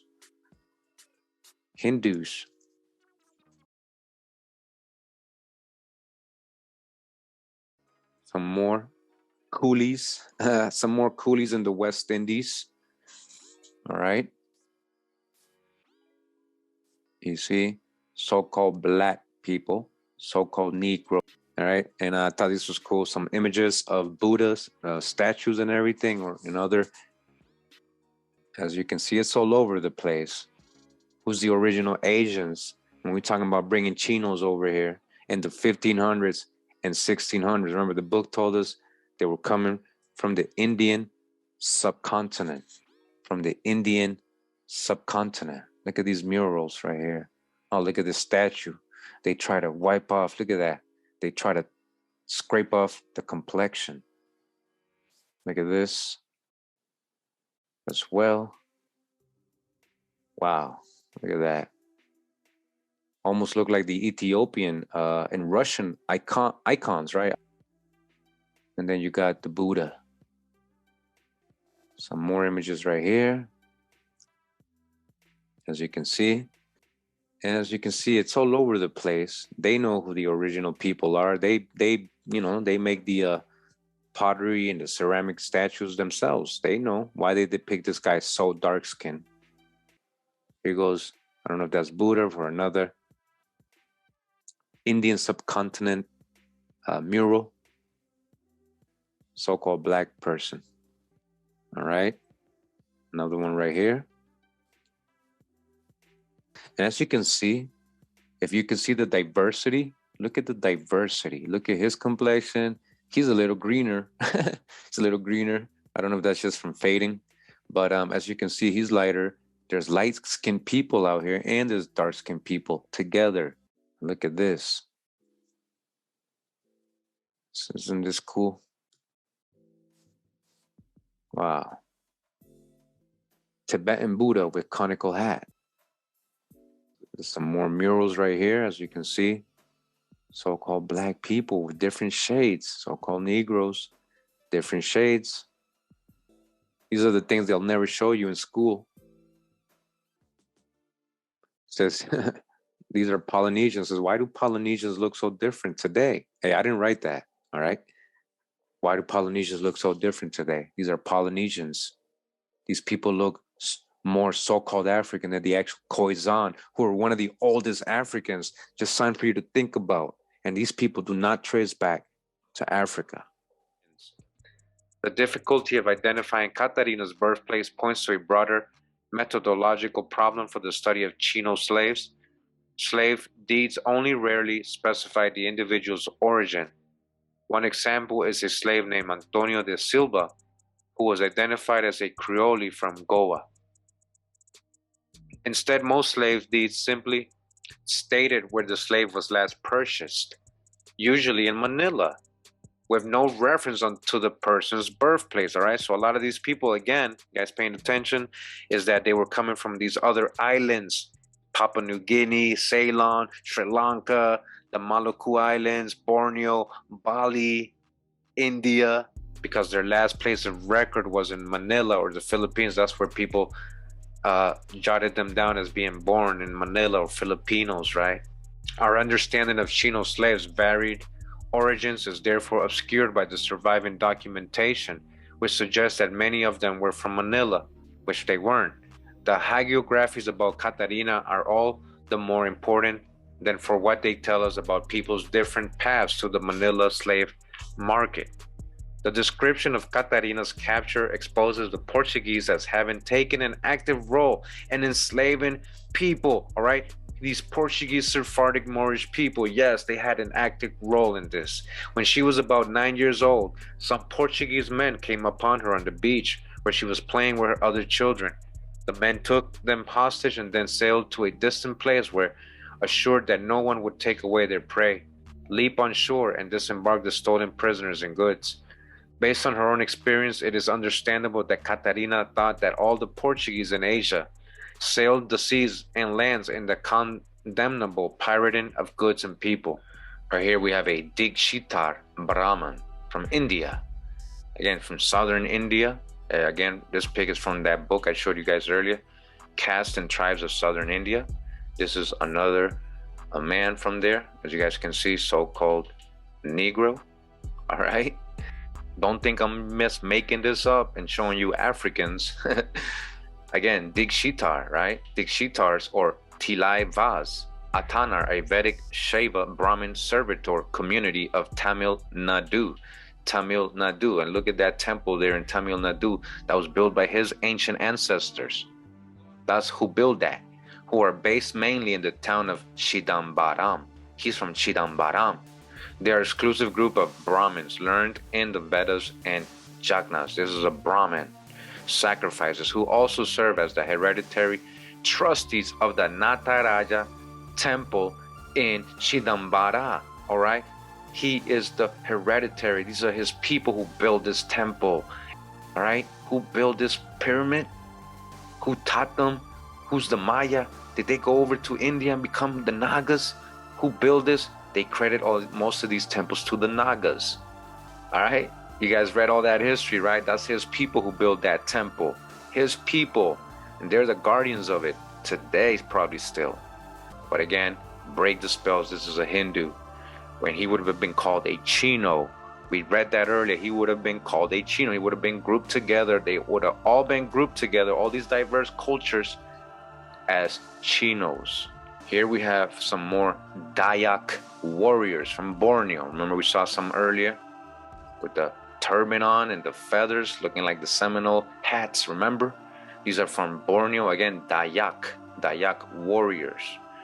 You guys can see Dayak warriors, Borneo.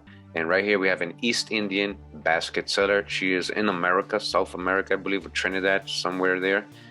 So again, this is a coolie, as she would be referred to, as you guys can see, so-called Negro woman or girl. All right, and this is a Hindu making baskets and selling them for a living.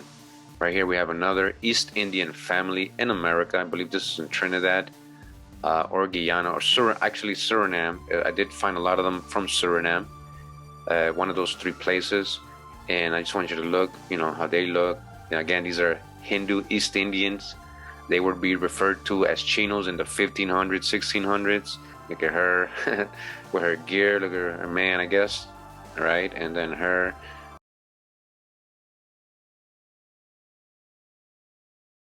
Here we have another East Indian woman. This is from Trinidad. All right, from Trinidad and Tobago.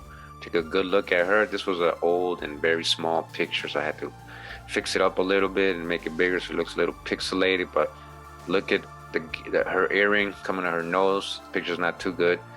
And right here we have some more East Indians or Hindus, aka coolies, and this is in Guyana in South America.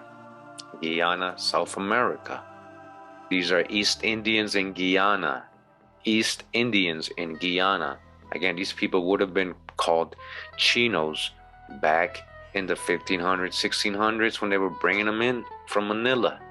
Right here we have a father and son from the Tanimbar region of the Maluku Islands in Indonesia. All right, father and son, and he got a turban on.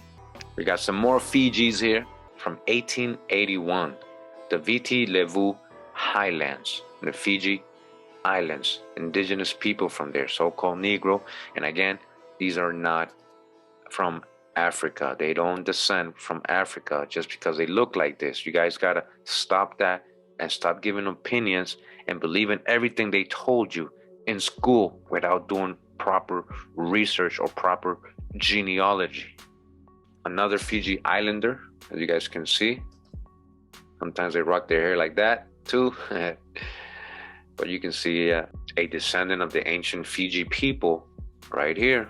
Right here we have another Fiji Island native. Again, these are old pics I colorized, so these are very old. Just look at how he's rocking his hair. Like I told you guys, that was part of their culture. That was part of their culture. Right here we have some Fiji Island women dressed up. Again, these are women from the Fiji Islands, all right? So-called Negro women. Some more Fiji Islanders, okay? Colorized, these are very old pictures. You know, I was able to find. Look at his hair, how he's rocking it perfect. Look at him, he got it styled up like spikes and stuff, like nice. I told you, this is part of their culture. Another Fiji man here, all right? Let me zoom in with his staff or horn or instrument or weapon. I don't know, I haven't done the research. Look at his hair, how he styled it. Nice. And these are feathers, I believe, coming up. Some feathers. All right, rocking the feathers. What does that tell you? Where's the connection to Amaruka? Another Fiji man. It says here, Fiji warrior. They get creative on their own and make their own jewelry and everything. All right, look at his phenotype and his hair. Again, from Fiji Islands. These are the people they were grabbing from the Southeast Asia, Indian subcontinent, as we read earlier. And they were grouping together as Chinos, classifying them as Chinos, and eventually many as Indians. This is another Fiji woman. All right, take a good look. Again, these are colorized pictures we found, old pictures from archived websites. And this is a Fiji woman. We have some more Fijian men working as laborers. This is in 1884 in the Rua province. All right, laborers, Fijian men, laborers. Take a good look at them, how they look, right? Look at that. Ancient people of Fiji. And right here we have a Hindu girl, right? A girl from India, right? An Indian, a Hindu. Look at her. So swarthy. She looks like a lot of the North American women I grew up seeing in Boston and everything. You know, what is the difference? You know, what is the connection here with the ancient Nagas and the Mayas? What is the connection with the Amarukans and the Nagas? Here we got a girl in Ceylon, Sri Lanka. Remember Sri Lanka, that's under India, so that's why she may look a little Hindu. She might also be from India and being brought to Ceylon as a servant, but this is what Ceylon people look like too. All right, so real quick, we return now to the book Asian Slaves in Colonial Mexico, from Chinos to Indians. Okay, you guys starting to understand who they're really talking about? Remember, we're talking about the 1500s and 1600s, Southeast Asia, Maluku Islands, the Philippines, India, Ceylon, Sri Lanka, Papua New Guinea. We're going to read a little bit of chapter 2 real quick. All right, it says here, chapter 2, the diversity and reach of the Manila slave market. The story of the people who journeyed from the Philippines to Mexico begins in 1565. 1500s, guys, when Miguel Lopez de Legazpi finally realized Spain's long-standing ambition of establishing a colony in Asia. Geronimo Pacheco, originally from the Eastern Islands and a native of Bengal, all right, this guy, a native of Bengal, he's Hindu, accompanied Legazpi on his founding voyage. So this guy's kind of helping the Portuguese, right? Pacheco had been made to travel from Bengal to Portugal and across the Atlantic to Mexico, where he was assigned the task of following the religious and people going to the Occidental islands. They needed an interpreter who was native of those islands, you see? So he was with them, this guy. His journey with Legazpi was a harbinger of what came afterwards.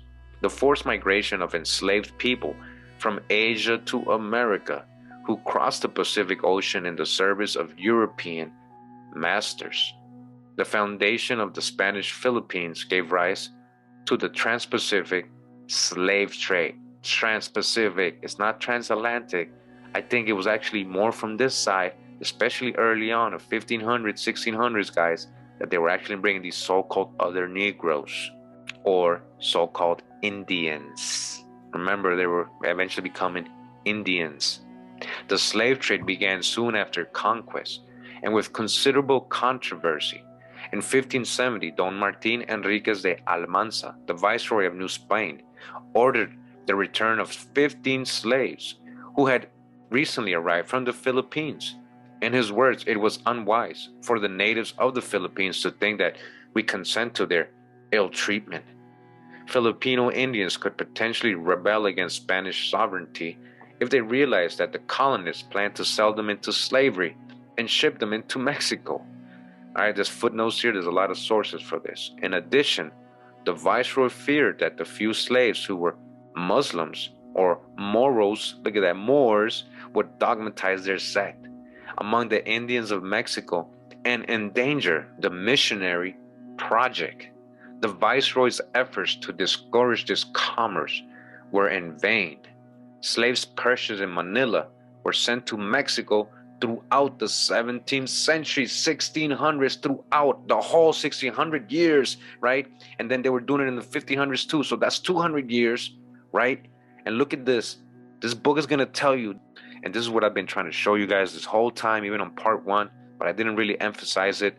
I want to show you guys that this book is literally telling you where these people were taken from. You guys got to pay attention, all right? It says birthplace mentioned in this book, the Ambon, Borneo, Java, Makassar, the Maluku Islands, Indonesia, Bengal, that's India, Ceylon, Sri Lanka, India, and some Japan. We did see some Ainu, right? The Macau, China, Malacca, Malay, Malaysians, Muslim Philippines, Jolo, Mindanao, Zamboanga, Spanish Philippines, Cagayan, Calamian, Camarin, Cavite. I showed you guys all these islands. All right, so we got Borneo right here, right?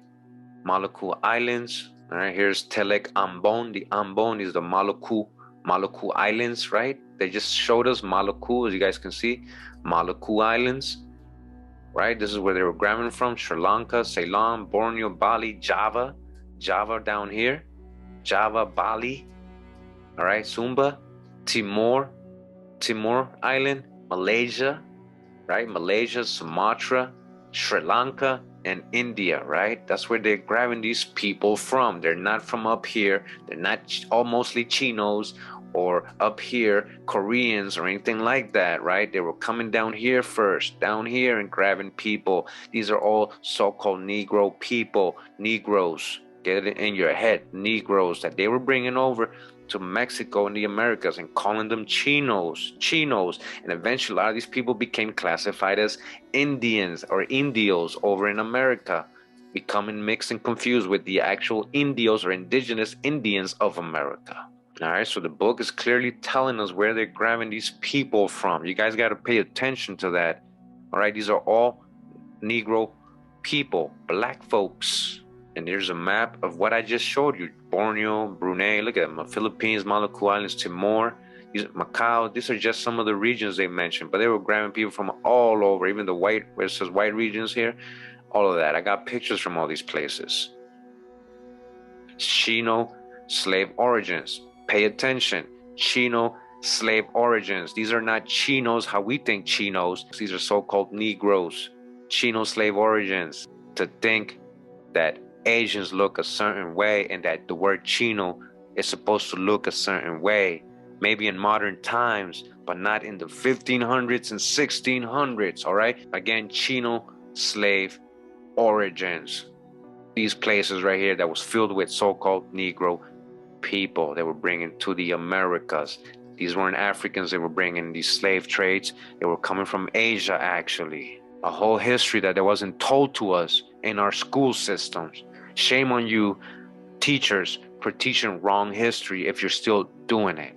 Say something. Speak up. Change the curriculums. Stop teaching lies to the children. And again, that figure of the map says Chino slave origins, map prepared by Eric Johnson, Numeric and Spatial Data Services Librarian, Miami University. They did the research. You guys got to understand, this is real history. This is a Southeast Asian woman as well. All right. Might be from Sumatra, Sri Lanka, not sure.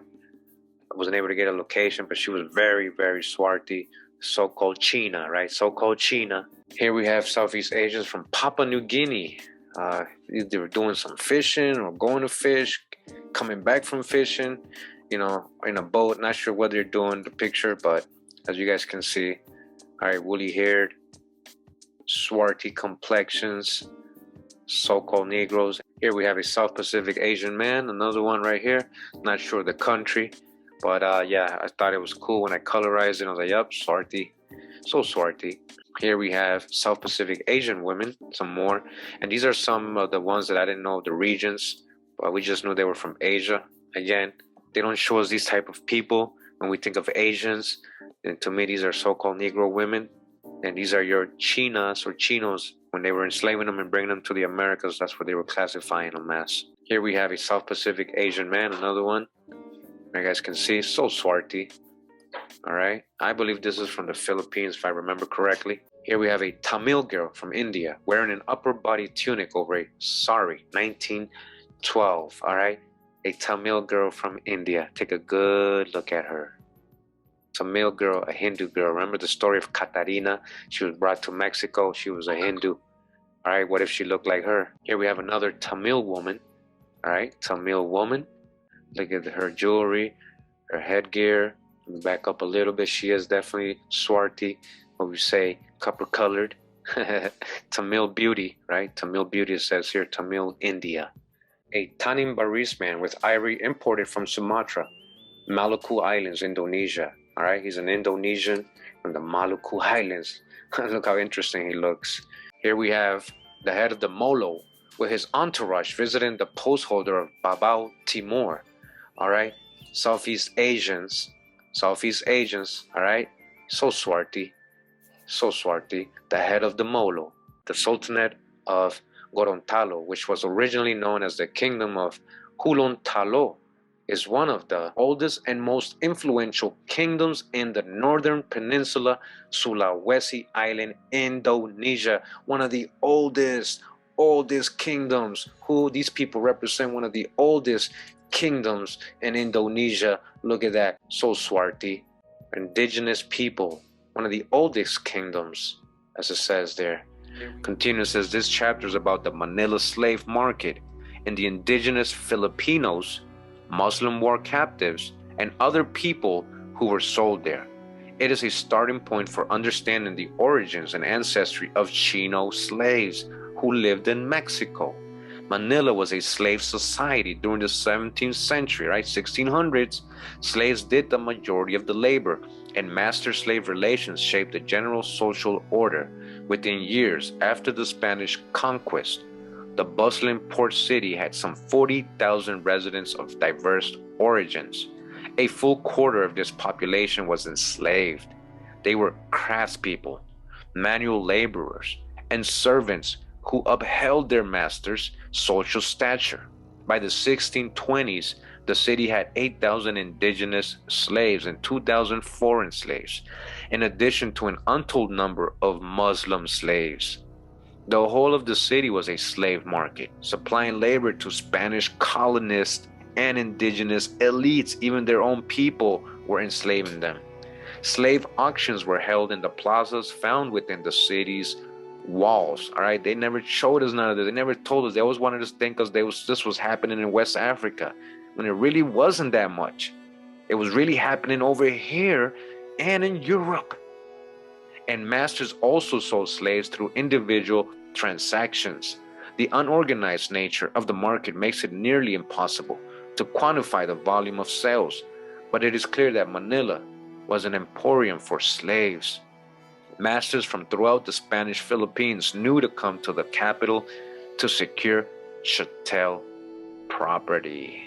Philippines, right? We saw so many Philippines and all the people that were being brought to the Philippines so far already in these pictures. All the same people they're talking about here. This is the same people they were bringing to the Philippines, Manila. All those pictures I just showed you guys, right? Don't get lost. These are the same people they're talking about. They were bringing to the Americas as so-called Chinos. See, it says here, girls dressed for the harvest or New Year's party in honor of the ghost. Headdress on forehead in the shape of the moon or horns. This is from Indonesia. All right, these are Indonesians. Check it out. All right, again, not Africans, and these are the people, as they were mentioned in the book, a lot of their people were being enslaved, okay, and brought to Mexico. Right here we got some Golas, some low-caste Hindu tribe in Potana region of India. Now, very interesting name, Golas, huh? Golas, Gula, Golas, Gula, Gula, Gola. Could there be a connection with the Gula of America? Gola, Gula. Right here we have a group of Tiruraye women from the Cotabato, Mindanao region of the Philippines, 1901. And again, these people were being called Moros or Muslims, Moros, Moors. These people were being called Moors in this area. This is a really cool picture I found. It was very old, very small. I, made it bigger, colorized it, fixed the pixelation a little bit so it can look, so we can see what's going on in the picture. As you guys can see, it says here, headhunter from Papua New Guinea, Southeast Asia. Papua New Guinea headhunter, huh? Let's zoom in a little bit, right? This is what he looks like. Look at the feathered crown, right? And then look what he's carrying here. It looks like he has an actual head. An actual head. Look at that. A headhunter from Papua New Guinea. Could that be a real head? Most likely. Right here we have a Hindu elderly woman from India. All right. Just look at her. Look like a lot of people's grandma to me. We got here Sakunath. That's her name. Sakunath. The British West Indies. She is in Suriname. I believe I got this picture from a Kuli Hindu woman. All right. Named Sakunath. Sakunath. It says here we have a Hindu man and a child in Suriname, South America. He's blind. A blind Hindu beggar, I believe it says when I translated it, and a child. Again, this is in Suriname. These are Hindus, Indian people from Hindustan living in Suriname. Got another Hindu woman right here. I'm glad I was able to find a lot of these pictures so you guys can see when they're talking about they're bringing Hindus or Indian or people from Manila. And again, I'm reminded of Catarina's story we read earlier, how she was taken from India and she became a saint in Puebla, Mexico. All right, she was referred to as China, but she was from India. And again, another Hindu young woman named Eunobia. Her name is Eunobia. She's in Suriname, South America, okay? I want you guys to be real about this. Now, if you look at her, now you put her in Arawak clothing, you wouldn't be able to know. You'd say, yeah, that's an Arawak. That's for sure an Arawak. But this is a Hindu. Now, is there a connection with the Arawak Carib people in her? Maybe, anciently. So my point is that we just got to leave things open, that it may not always be just American indigenous blood when we find people in South America that look like her. Another Hindu woman, as you guys can see here, very swarthy. All right, look at the gear. I believe this was one of the wives of an emperor. He had a couple of wives they were showing in the pics. This was one of them. And here we have a Igorot warrior, headhunter of the Philippine Cordilleras. Okay, Igorot warrior, the Igorot tribe, tribal people, headhunters of the Philippines. Here's a Filipino smoking up from his pipe, chilling with his turban on. Here's a picture I found that was either from South America or the Caribbean, can't remember, but these were immigrants from India as they're labeling them here. This is in America, they're calling them immigrants, as you guys can see. These are all swarthy people, very swarthy Hindus, all right, with their turbans on, all right, so immigrants from India that were forgotten. We got another Hindu or Indian girl spinning silk. Look, choosing her legs and her hands. This is a skill, this is an art, and look at her. I just want you guys to really look at what she looks like. And again, her people in the 1500s, 1600s were being taken, enslaved, and being brought to America and being labeled as Chinos and Indios. All right, and here we have an indigenous couple from New Caledonia Island in the South Pacific. New Caledonia. So again, New Caledonia, where is it again? Right near Fiji, under the Solomon Islands, on the east side of Australia, way over here, Caledonia, right? New Caledonians, that's what they look like, right? So-called Negro people. Again, same people that were grabbing in the 1500s, 1600s, these Sephardic, Moorish, Jewish pirates, right? These were black folks that were doing this. These Spanish and Portuguese merchants, they were enslaving these people and bringing them to the Americas, okay? And we're back in the book Asian Slaves in Colonial Mexico, from Chinos to Indians, Tatiana Sejas, all right? And it says here the Portuguese slave trade in the Indian Ocean world. A remote political event in Europe explains the prominence of Portuguese slave traders. Who's these Portuguese? Let's not forget, these are so-called Negro people, so-called black Portuguese, a lot of them Sephardic, Jewish, Moorish, Muslim, pirates, crypto new Christians, crypto Jews, crypto Muslims. Again, Portuguese slave traders in the Philippines and the corresponding presence of foreign slaves in the Manila market. In 1578, all the way back in the 1500s, guys, Portugal suffered a succession crisis when King Sebastian I died without an heir. Philip II of Spain took this opportunity to invade the country and seize the Portuguese crown. During the period of Iberian Union or Spanish captivity, 1580 to 1640, the Spanish king ruled two empires with separate governmental structures. The Treaty of Tomar, 1581, expressively prohibited trade between the colonies of Spain and Portugal, but commercial links were nonetheless established between the Estado de India and the Philippines. Portuguese traders claimed that as vassals of the Spanish king, it was just for them to trade and contract in Manila.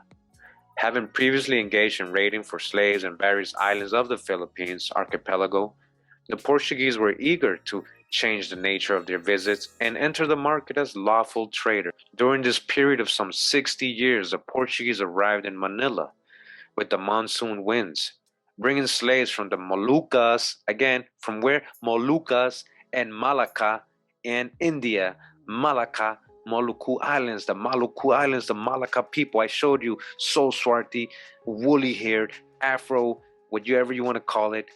They're not Africans, and these are the people that Sephardic, Moorish, Portuguese, Jews, and Muslims were enslaving, raiding, and bringing to the Americas. They're telling you right here, Moluccas and Malacca. They're giving you specific places. Go look at the people that were there. I'm already showing you pictures from the 1800s. Imagine 300 years later. So imagine what they looked like in 1500s, 1600s, right? 300 years before. The organization of this trade, which resulted in the influx of slaves from regions far beyond the Philippines archipelago, accounts for the great diversity of the Manila slave market. All right, influx of slaves from regions far beyond the Philippines. I showed you all these islands, and they were grabbing these people, bringing them to the Philippine Manila slave market. All right, and continuing, we have here an indigenous man from Mindanao, Philippines. The Mindanao Moors, as they were calling them, the Mindanao Filipino Moors, as they were calling them, as you guys can see. This was a great picture I found. This was an Indonesian woman. You know, some part of Indonesia. Remember, Indonesia is big, a lot of islands and stuff. And when I saw this in black and white, I was like, she looks like she's swarthy. So I colorized it, and this is what we got. All right. Look at that. Wow. Another man from Indonesia. Archipelago, remember, there's a lot of islands. You're going to find different phenotypes and different looks throughout the Indonesian archipelago.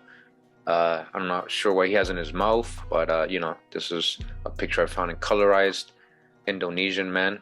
Okay. Javanese people here. Says Javanese prince with two servants. This is in Java between 1865 and 1870. Look at his servants. Again, they're all Javanese. And this is the master, I guess, as you guys can see him. So this is a Javanese dancer. All right, let me zoom in. I mean, just look at her phenotype and her swarthy brown complexion. All right, look at her hair. And look at her gear and her attire. Very nice picture. Javanese. Here we have a Kanak warrior from 1910. This is in New Caledonia. Remember, we saw the island earlier. New Caledonian, an indigenous New Caledonian. All right. Asian. This is not an African or of African ancestry. Guerreros Kanakes, or Kanak warriors from New Caledonia Island in the South Pacific. All right, you guys can see. Let me zoom in some more. All right, These are the people, again, these Sephardic pirates, these Moorish merchants, Portuguese and Spanish pirates were enslaving. These are the people they were enslaving and bringing to the Americas. And again, calling Chinos. A lot of these so-called Chinos eventually became known as Indios or Indians in the Americas. Here we have a Kanyan man from the Kanyan tribe. He's a Hindu, a hill tribe of the Kanyan people in Assam, India. Assam, India. Look at his turban with the Tartar design. Here we have Kaya girls from Myanmar's island, from the Myanmar island, Southeast Asia. Very swarthy people, indigenous Myanmar people or women, as you guys can see. So where is Myanmar? All right, let's take a look here. All right, so it's going to bring us to Myanmar, which says Burma, Myanmar, and look where Myanmar is. All right, it's on top of Thailand, next to India, Bangladesh, and these are some indigenous women from Myanmar, as you guys can see. The Portuguese were driven to trade in Manila by a desire to gain access to the silver sent from Mexico as part of the government's subsidy, situado, for the colony, as well as from silver merchants who sent their agents to acquire Asian commodities. Silver was the monetary standard in most of Asia, but the Portuguese had no silver deposits of their own, so they had to procure it. Elsewhere in Manila, the Portuguese offered a variety of goods in exchange for silver, including munitions, equipment for shipping and other metalware, cotton textiles from India, and spices. Slaves, however, were their singular most profitable commodity. Slaves was where the money was at. Contemporaries took special notice of the ships that regularly left Goa for Manila and condemned the many offenses to God that were committed on these slaving vessels. All right, all these slave narratives talking about Kunta Kinte. Alex Haley lied. He was talking about what was going on to the Asians and the Europeans they were bringing. Remember, let's not forget the other slaves too. All these unwanted, undesirable Europeans. Check out my previous videos. And now we see that in Asia, there was a large quantity of these people being brought to the Americas too. So there's two major places they were bringing foreign labor, apart from the local indigenous Americans they were enslaving, right? We got that too first. We got to clear everything up. There was already people here. They didn't need to bring so many people. They already had people in here in the Americas. When they needed more people, though, they wanted to keep colonizing, though, they brought others from Europe and Asia, not Africa, not as much as they told us. So many offenses happen in these slaving vessels. In this sense, the influx of American silver escalated Portuguese slave trading in Manila, as it prompted Portuguese traders to increase the number of sails they brought up to the Spanish capital to exchange for silver. The Portuguese, moreover, increased their trading activities because Manila had a great demand for slaves. Korewa tribal group says Aboriginal from the Chota Nagpur area of India. All right, these are Hindus, all right, Indians, Hindus, all right, these people, they're not from Africa just because they're dark skinned. Hope you guys starting to understand this major point. You gotta break those misconceptions. This is a Javanese dancer with a bow and arrow. It says Mangkunagarang and Kraton Surakarta. A Javanese dancer with a bow and arrow. All right, you guys can see. So swarthy, so-called Negro, Javanese, indigenous person. Here we have a Meena woman from the Meena people, the Meena tribe in India, a Hindu. She has very dark complexion, looking like the Black Marys, right? Like the Black Mary statues in all these churches, Catholic churches all throughout Latin America and many other countries as well. They're showing the Black Madonna, looking like the Black Madonna. But this is a Meena woman from India, Hindu, a Hindu, and these are the people they were bringing in the 1500s, 1600s and calling Chinos. Here we have men in warrior clothes at La Mawolo on South Solor. This is 1929, Indonesia, Indonesian archipelago.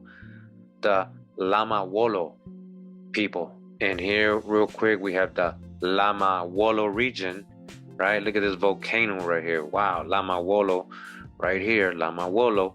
And where's Lama Wolo again? I'm gonna back up. And Lama Wolo, as you guys can see, backed up is in Indonesia. Lama Wolo, you see? Lama Wolo. Let's go back to the pic. Indonesians from Lama Wolo. Let me show you. Close up. Look at their hair, right? Look at him. He don't play. And then look at him. He's chilling. All right, he's chilling. Here we have a native Sinhalese woman making lace old Ceylon postcard. Says here lace making Ceylon in the postcard. I'm gonna zoom into her so you guys can see. To me, she looks very much like many North American women I see growing up in Boston and different parts of the US. You know, what's the difference? Just look at her. You guys be honest with yourselves, right? And she's from Ceylon, Sinhalese. This is a Sinhalese indigenous woman. She's not from Africa. This is a postcard from Ceylon. Nayar females from India, Hindu. All right, very cool image. When I colorized it, I was just like, wow, look at them. Looking like a lot of people, again, I know in Americas. This is a very cool picture I found here. As soon as I saw it in black and white, I was like, oh, I gotta colorize this one. It says newlywed woman in fully party costume, tanning bar, Maluku Islands. Remember the Maluku Islands, Indonesia. This is an Indonesian woman, original indigenous woman from the Maluku Islands, the Tanimbar region, Indonesia archipelago. Take a good look. The slave trade to Manila ran well because the Portuguese had trading networks. Remember the Port Jews, they had networks. Remember they had this network of trading back and forth all over the world. We read about this. They had a trading network to supply their own colonial possessions with slaves, particularly Goa and Macau. Long before the Iberian Union, long before that. They were already doing that since the 1300s, 1400s. Listen to what they're telling you. According to the Spaniard Juan de Rivera, Portuguese in India had more slaves than any other nation of the world. Portuguese, these were black folks. Hyperbole, notwithstanding the typical Portuguese in Goa had 10 slaves. These slaves were from regions as far away as Mozambique and Japan. The life story of Anton Rosado, who was born in Goa and died in Mexico, testifies to the reach and workings of the Portuguese Indies trade. The Portuguese brought his ancestors together. In Anton's own words, his paternal grandfather had been captain general of the fleet in Goa, a great gentleman who died on his way back to Portugal from India. His grandmother was a slave from Mozambique, and his maternal grandparents were slaves from Ternate in the Maluku Islands. Maluku, his grandma. For many years, he worked as a servant of Portuguese soldiers, traveling with them by land and sea to places such as Cochin and Ceylon. And one day in Manila, his employer sold him unjustly into slavery, and he ended up on board the galleon bound for Acapulco. That's in Mexico, all right? That's the one story of this Anton Rosado. Now, very interesting. A lot of you are going to say, you see Kurimeo, Mozambique, that's Africa. Well, okay, yeah, there was some there from Eastern Africa, Eastern, not West Africa, as they told us, Eastern, some. But as you guys can see, people in the Maluku Islands too. His maternal grandparents were from the Maluku Islands, and these were black folks, so-called Negros. Stop trying to Africanize everybody. Please stop trying to Africanize everybody. Here we have Moluccas or Moluccus, the Moluccas people. Remember, the Portuguese were taking whole villages. They were going to the Moluccas natives and taking them and enslaving them. Well, here's your Moluccas. This is the people they were grabbing, bringing to the Americas. So-called Negro people, not Africans. A whole slave trade they left out of history. A whole Middle Passage they really didn't teach us about. We have a Papuan Gulf warrior, a Papuan Gulf warrior in traditional ethnic jewelry, all right? This is an Asian, so-called Chino, right? So-called Chino. Look at his feather headdress, all right? What is the connection with that and us here in America?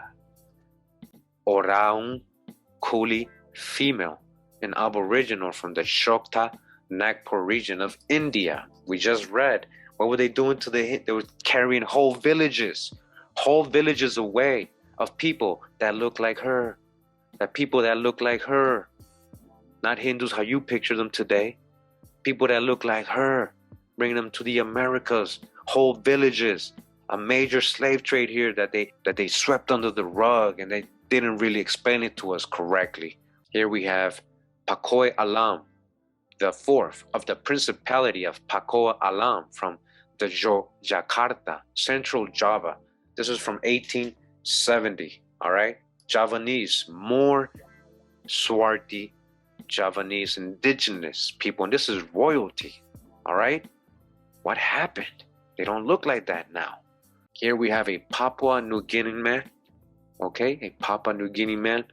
Check out the claw or tooth he has on his hair coming down. Look at that. That's pretty cool. Nice picture. I was able to colorize, showing the color, the grass in the background. He's on some hills or something like that, it appears. Very cool picture, as you guys can see. And these are same people they were bringing to Manila, right? Slave market, and bringing to America, classifying them as Chinos. The Portuguese traded slaves as part of their Indies trade system, Comercio de India a India, which stretched from East Africa to Japan. Continues, says Portuguese traders traveled from port to port, usually starting in Goa and stopping in Malacca or the Malacu, Macau, Nagasaki, and back again. After 1580, Manila became one more port of call. Portuguese traders would, for example, acquire white and brown sugar, tortoiseshell and gold in the Philippines and then take this merchandise to Malacca to exchange for slaves and cloth. They would then continue on to other ports and repeat the pattern of selling and acquiring new commodities along the way. The Indies trade was largely a private venture rather than being part of the royal routes, carretas, that connected India back to Europe. Some Portuguese traders were full-time merchants. Others were soldiers or sailors who were allowed to engage in a little trading on the side as an inducement to work in the far reaches of the Portuguese seaborne empire. One such Portuguese soldier tried to make some profit by bringing a slave from Bengal named Miguel to sell in Manila, but Miguel ran away soon after arriving in the Philippines. For the most part, however, Portuguese traders transported large numbers of slaves and sold them in Manila in lots. Some more Papua New Guinea tribal men here in their village, as you guys can see. All right, zoom in a little bit. Really good. What we're looking at here, you got to break the spell. All right, look at all the people back here, all Swarti people, indigenous people, and these are not Africans, guys. You got to break the spell. I know some of you take that as personal or that disrespectful, but it's nothing like that. I'm trying to help you open your eyes. I'm trying to help you break the spell. They lied to us, guys. They lied to us big time. Here's some more Papa Island men, Papua. All right. And what's interesting about this is that it looks like he actually has a head here. Knowing that there was headhunters, well, possibly that might likely be a head right there. It says in the Torres Strait, you can see Swarti. All right, let me zoom into the children right here so you guys can see, right? These are the children. Again, these ain't Africans. These are Papua New Guineans, indigenous people. They've been there thousands and thousands of years. Another Papua New Guinea man, all right? This is a very cool picture. Have a clear perspective. Use your senses, right? Not everybody that looks like this person is coming out of Africa. Slaves traveled far with their Portuguese captors, who acquired chattel in places throughout the Indian Ocean world, not Africa. The Bay of Bengal, for example, was an important source of slaves for the Portuguese. They allied with the king of Arakan to carry out joint slaving expeditions in the early 17th century. The rise of slave raiding in the region of Bengal correlated with Arakanese military expansion, as well as heightened Dutch demands for slave labor. According to French traveler Francois Bernier, the Portuguese entered the numerous arms and branches of the Ganges in light galleys and carried away entire villages. Listen, this is not in Africa they were doing this. And these people are not like how the Hindus you picture today. These are so-called Negro people that you would say these are Africans, but they weren't from Africa. And listen to what they were doing, these Portuguese, other Negroes. This is more and more war. Shout out to 432, the drop radio con drop. Again, these Portuguese entered numerous arms and branches of the Ganges, as river, right, in India, and light galleys, and carried away entire villages. This is a whole slave trade they didn't tell us about. They didn't really emphasize because they wanted everybody to think they were from Africa. These captives were then sold to passing traders who bought whole cargoes at a cheap rate, whole cargoes of people at a cheap rate. And here we have another Papua New Guinea man, all right? And it's so cool about them is that they really rock the feathers a lot. They have a lot of the headdresses. As you can see, this person, very swarthy, so-called Negro from Papua New Guinea. Here we have more Papua New Guinea tribal people. I thought it was a cool picture to colorize when I saw it in black and white. And many people would imagine these are Africans if they didn't know, if they just found this image on the internet. They would say, oh, look at these Africans, right? They're not Africans. I'm going to keep emphasizing that. I hope you guys get that clear now. Catch up to my previous videos. We've already debunked the out of Africa theories. Please take the time. Some more Papua New Guinea warriors from the Mangdan Astrolabe Bay, taken around the year 1900s with spears and shields. All right, I'm going to zoom in right here. You guys can take a look. A Papuan Gulf tribesman. So there's Papua and then there's Papua New Guinea, right? It's split in half. So this is the northern part, Papuan, and this is what they look like as well, the indigenous people there. Again, remember, this was in black and white picture. This is an older picture, just looks pretty cool. I was able to enhance it and everything. And, this is what we get. Here we have people from the Lombok, West, Nusa Tenggara, and the Maluku Island region, Indonesian archipelago, all right? These are the people they never told us about. These are the same people, the Portuguese, these Portuguese slave raiders were bringing to the Americas. These people would eventually be classified as Chinos. We have here a Filipino woman. This is an indigenous Filipino woman.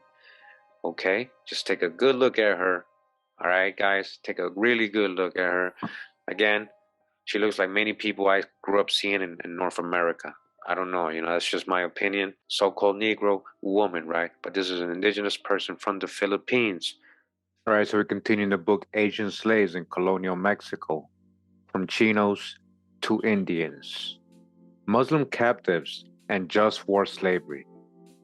When the Spaniards first arrived, they were astounded to find that Muslims, Spain's traditional enemies, inhabited large parts of the Philippines archipelago.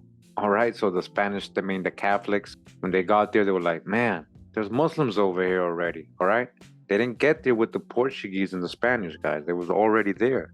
The Spaniards' deep-seated animosity toward Muslims, Moros, right, Moors, was harbored during the centuries-long reconquista of the Iberian Peninsula. At the time of contact, Spaniards had only recently taken over the Emirate of Granada, 1492, the last Muslim stronghold. Spanish colonists even posited that they were the direct descendants of the Muslims who had been banished from Spain.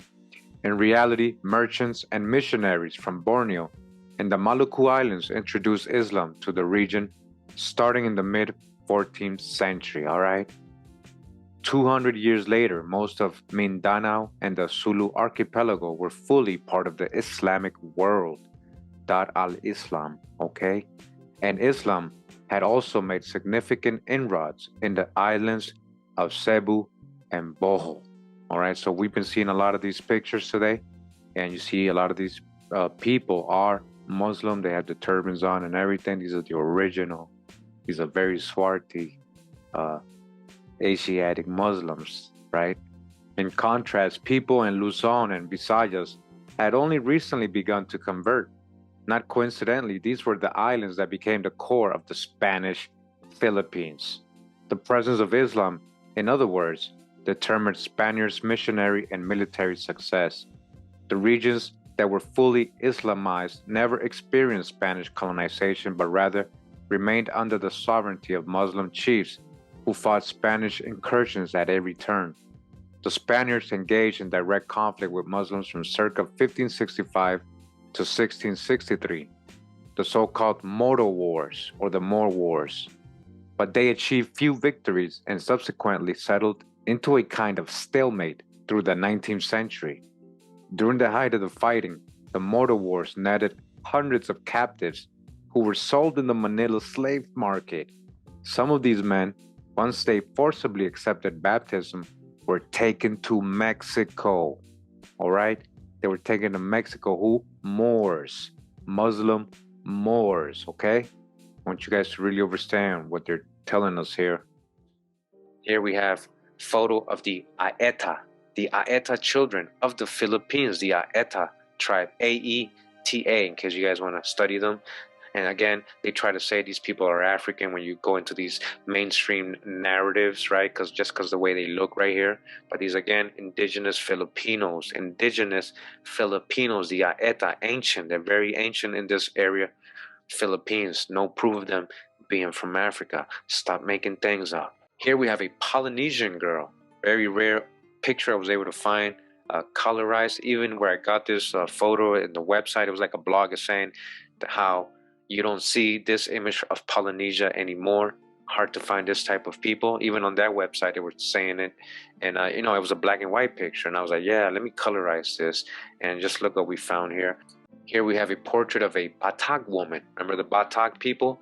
From 1870, Northern Sumatra, Indonesia. Northern Sumatra, Indonesia. All right? Northern Sumatra, Indonesia. Take a good look. And here we have a portrait of a girl from the Calanasan, Apayao, Northern Luzon, Philippines region. As you guys can see, so swarty. All right? Filipino, indigenous Filipino. Here we have a portrait of a public dancer in Bali. As you guys can see, so swarty.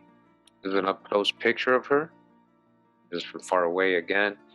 She's not of African ancestry. From the Spanish perspective, the Muslims had a capital enmity against Christians that justified the wars against them back in Spain and now in the Philippines. In their words, that conflict was part of an epic battle against the multiplication of the evil sect in the islands and countries of the East. Spaniards had to pacify Mindanao to stop missionaries from Borneo who preached the false doctrine of Muhammad. Oh, all right, and we've shown a lot of pictures of Mindanao today. The vitriolic language used to describe the depredation of the cursed Moros, who were accused of plundering Spanish churches with infernal fury, testifies to the fever that drove the Spaniards to continue their reconquista halfway around the world. Slaving was central to the fight against Islam in the Philippines, just as it had been during the Reconquista. Spanish colonists first enslaved a number of Muslim traders who came to Cebu in the 1560s, all right, 1500s, okay, guys? Claiming they had wanted to spread Islam. The crown approved of their efforts, but with an important caveat. Muslims could be enslaved so long as they were truly of the Muslim nation, rather than very recent converts. The natives of the region under Spanish control, who had already converted to Christianity, had to be protected from enslavement, even if they were originally Muslim. Muslims from regions outside of Spanish jurisdiction were enemies, who could be enslaved as punishment for impeding the predication of the gospel.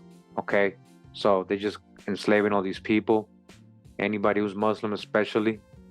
There's a whole history, again, they don't really teach us.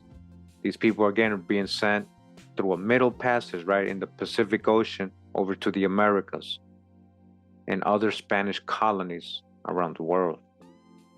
The Moro Wars netted thousands of slaves for soldiers on the side of Spain, okay? Thousands of slaves from the Moors that they were grabbing here in Southeast Asia, as well as for the Muslim chiefdoms. In fact, much of the fighting consisted of skirmishes and coastal raiding by both parties. Slaving motivated Spanish soldiers and their Indian allies, who went into battle with the express purpose of acquiring slaves. Spanish sources suggest that soldiers enslaved more than 4,000 Muslims between 1599 and 1604 alone. Most of these captives were sold in the Manila slave market. Again, the Manila Galleons were going to the Americas, guys. In the late 1630s, a Muslim chief from Manguindanao spoke of the danger of falling prey to Spanish soldiers and urged his followers to fight back. Don't you understand that subjection would reduce you to a toilsome slavery under the Spaniards? Turn your eyes to the defeated nations. Look at the Tagalogs and Visayans. Don't you see the Spaniards trample them? Don't you see that they are made to work every day at the oars and in the cultivations? All right, in the what? In the plantations? Don't you see, guys? This call to action articulates the fear that drove the soldiers on both sides, partly for profit but also for defense. Muslim soldiers enslaved thousands of their opponents, one time carrying away 2,500 Christianized Indians. The captives taken by the Muslims were mainly used as agricultural workers or sold in foreign slave markets, such as in Dutch Batavia, present-day Jakarta, where officials from the Dutch East Indian Company acquired laborers for their spice plantations in the Maluku Islands. Here we have a portrait of two inhabitants of Flores, the Flores Islands, remember, the Maluku Indonesian archipelago, possibly from the Ikat village Negela before 1938. Let's zoom in on these two gentlemen and look at them, all right? Very swarthy, look at their phenotypes, all right? So-called Chinos, so-called Chinos, right? They were bringing to the Americas. Here we have a portrait of two women from the west coast of Sumatra, West Sumatra, around 1880 to 1908, all right? Two women from Sumatra, look at them, wow, and look at their gear. Again, when we're talking about Star Wars, where they get the idea for Star Wars and all these clothing, these gears, these costumes in these movies, look at them. Here we have a postcard depicting a Malay girl modeling the latest clothing design, National Archives of Singapore. All right, a Malay girl modeling the latest clothing design. She's in fashion. Princess Tule of the Tonga, Fiji Island. Princess Tule of the Tonga, Fiji Island. And I saw that on a comment. Somebody said, this is my great something grandmother of Princess Tule. So the information was there. I was able to copy that. And Fiji, you know, the Fiji Islanders, they rock the froze. That's part of their culture.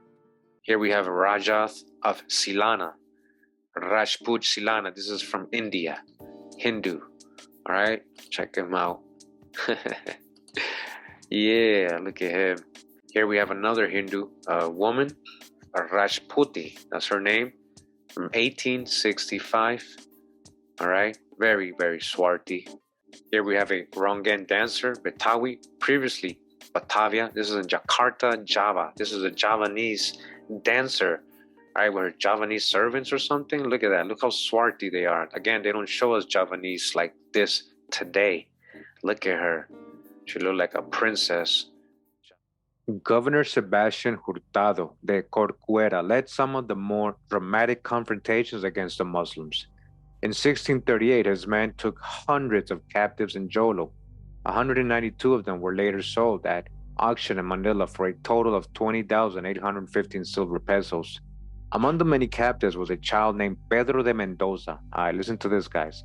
Who years later sued for his freedom in Spain. He went all the way to Spain. That's where they had brought him, right? In 1655, he petitioned the Council of the Indies in Seville for his liberty, claiming that Corcuera had illegally enslaved him.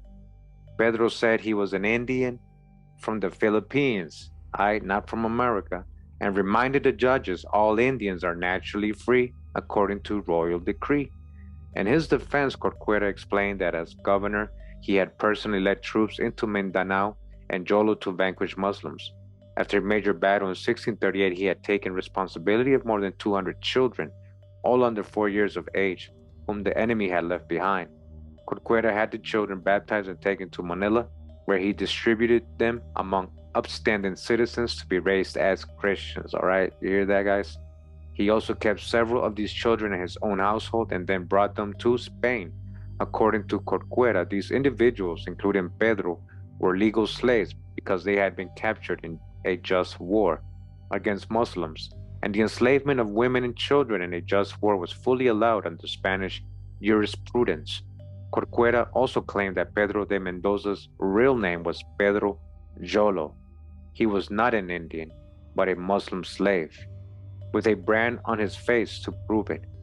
To pressure the point, Corcuera presented the court with a copy of the royal decree from 1635 that had ordered him to punish the people of Mindanao and Jolo. It is not known whether Pedro regained his freedom, but his case certainly attests to the reach of the slaving campaigns of the Moro Wars, the Moors Wars.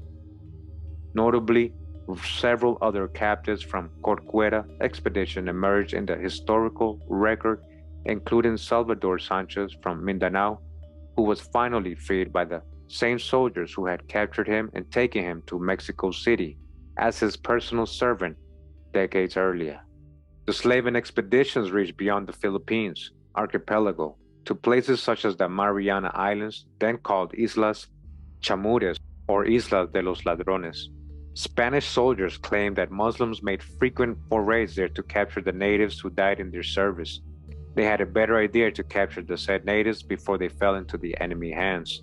The soldiers planned to have the captives baptized and then send them to Mexico to work in the mines for the greater service of God. In this petition to the king, the soldiers specifically linked the role of slavery in bringing unbelievers to Christianity and away from the Muslim chieftains. They requested license to carry out slaving raids by employing the major justification used to enslave people in other parts of the world, specifically West Africa. All right, that's the hijack. Which ones? Show me the sources. This request, moreover, testifies to the slaving economy that developed as a result of the struggle between Christians and Muslims for political control of this remote part of the world. We have 3 unidentified Samoan girls wearing traditional Samoan clothing, a bit more zoomed in so you guys can see, get a good look at some Samoans, indigenous Samoans. Let me back up again. Samoans, huh? Some more Samoans, all right? Let me zoom in. Let me see. All right, so Swarty, so-called Negro, and your so-called Chinos. These are the people they were labeling Chinos. Here we have a Tingian woman from the Philippines. Philippines, just look at her, take a good look at her. Philippines, right? Filipino, indigenous Filipino. Here we have a Toda woman in India. A Toda woman from India, very swarty. Look at her hair, very curly and wavy. Here we have a Toda woman from the Nilgiri Hills in India. Again, a Toda woman, Hindu woman from India. So swarty. Tu Suk Dos Bairagi people, Hindu religious mendicant from Allahabad, India. And look what he's doing. Let me show you. He got his feet up. Look how he's bent up. Who taught him that stuff? Check it out, guys. Hindu. Look at it, guys. This is an awesome picture right here. Look how he's bent. He ain't even feeling it. No sweat. Look how he's bent. And he got his arms folded like, what? What? Here we have 2 children of the former Secretary of War, Asep Panglina. Indonesia, all right? Indonesian children. Look how beautiful they look. Look at this awesome pic, all right? Here we have 2 women from Ambon City, the Maluku Islands in Indonesia, all right? You see that? Your so-called Chinas. So swarty, Maluku Islands, Indonesia, Indonesians, original Indonesians. Here we continue in the book, Asian Slaves in Colonial Mexico, Chinos to Indios. Chapter 3, it says here, the rise and fall of the Trans-Pacific slave trade. In 1635, a young man from Malabar Coast in India, all right, a Hindu, right, named Antonio, arrived in Acapulco on board the ship Nuestra Señora de la Limpia Concepción, all right? So Antonio, huh? So he's a Hindu named Antonio. You know, they kind of gave him that name most likely. And now this reminds me of another Antonio that arrived in 1619 in Virginia, right? Antonio. His master, a Spanish resident of Cavite in the Philippines, had asked a sailor on the ship to take Antonio with him and sell Antonio on his behalf. The sale price upon landing was 200 pesos, paid by a slave trader who turned around and sold Antonio in Mexico City for almost double the price. The surviving documentation that details Antonio's journey from Asia to Mexico reveals the many steps and intermediaries who were involved in the Trans-Pacific slave trade, as well as the profits that drove this commerce. From the late 1560s through the early 1700s, all right? That's a lot of years, guys. Individual traders brought slaves from the Philippines to Mexico.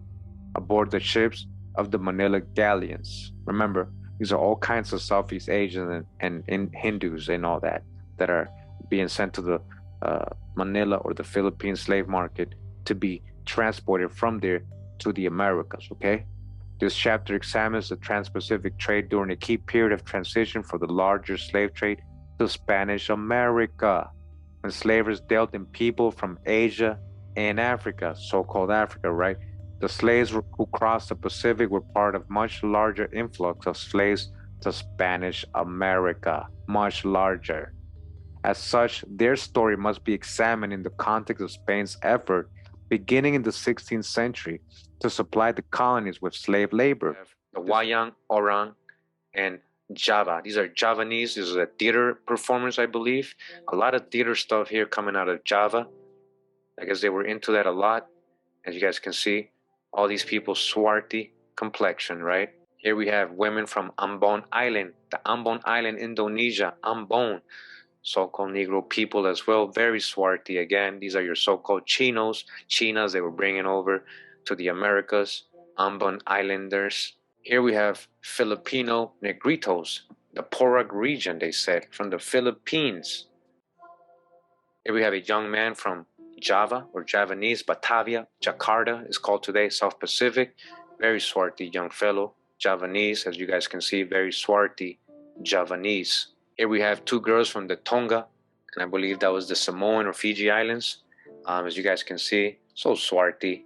Look at their hair, their traditional clothing. Here we have a Samoan woman, and look at the leaves on her clothing and stuff. When I colorized it, I was like, wow, really cool, really cool. All right, Samoan, right? Samoan, what you talking about, The Rock?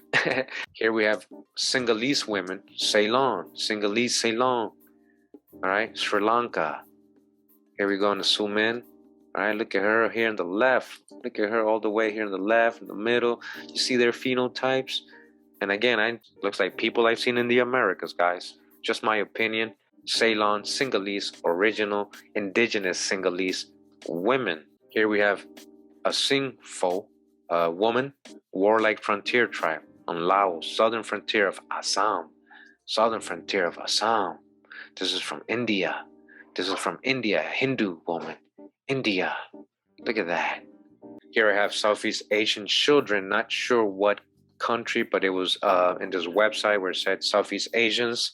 And they got almost like their Muslim gear, right? Like their Muslim gear on. As you guys can see, so swarthy.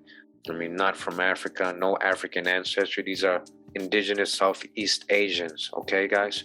Here we have an old photo of the Tufi warriors from pre-1920 with shields, and it's colorized here for you guys.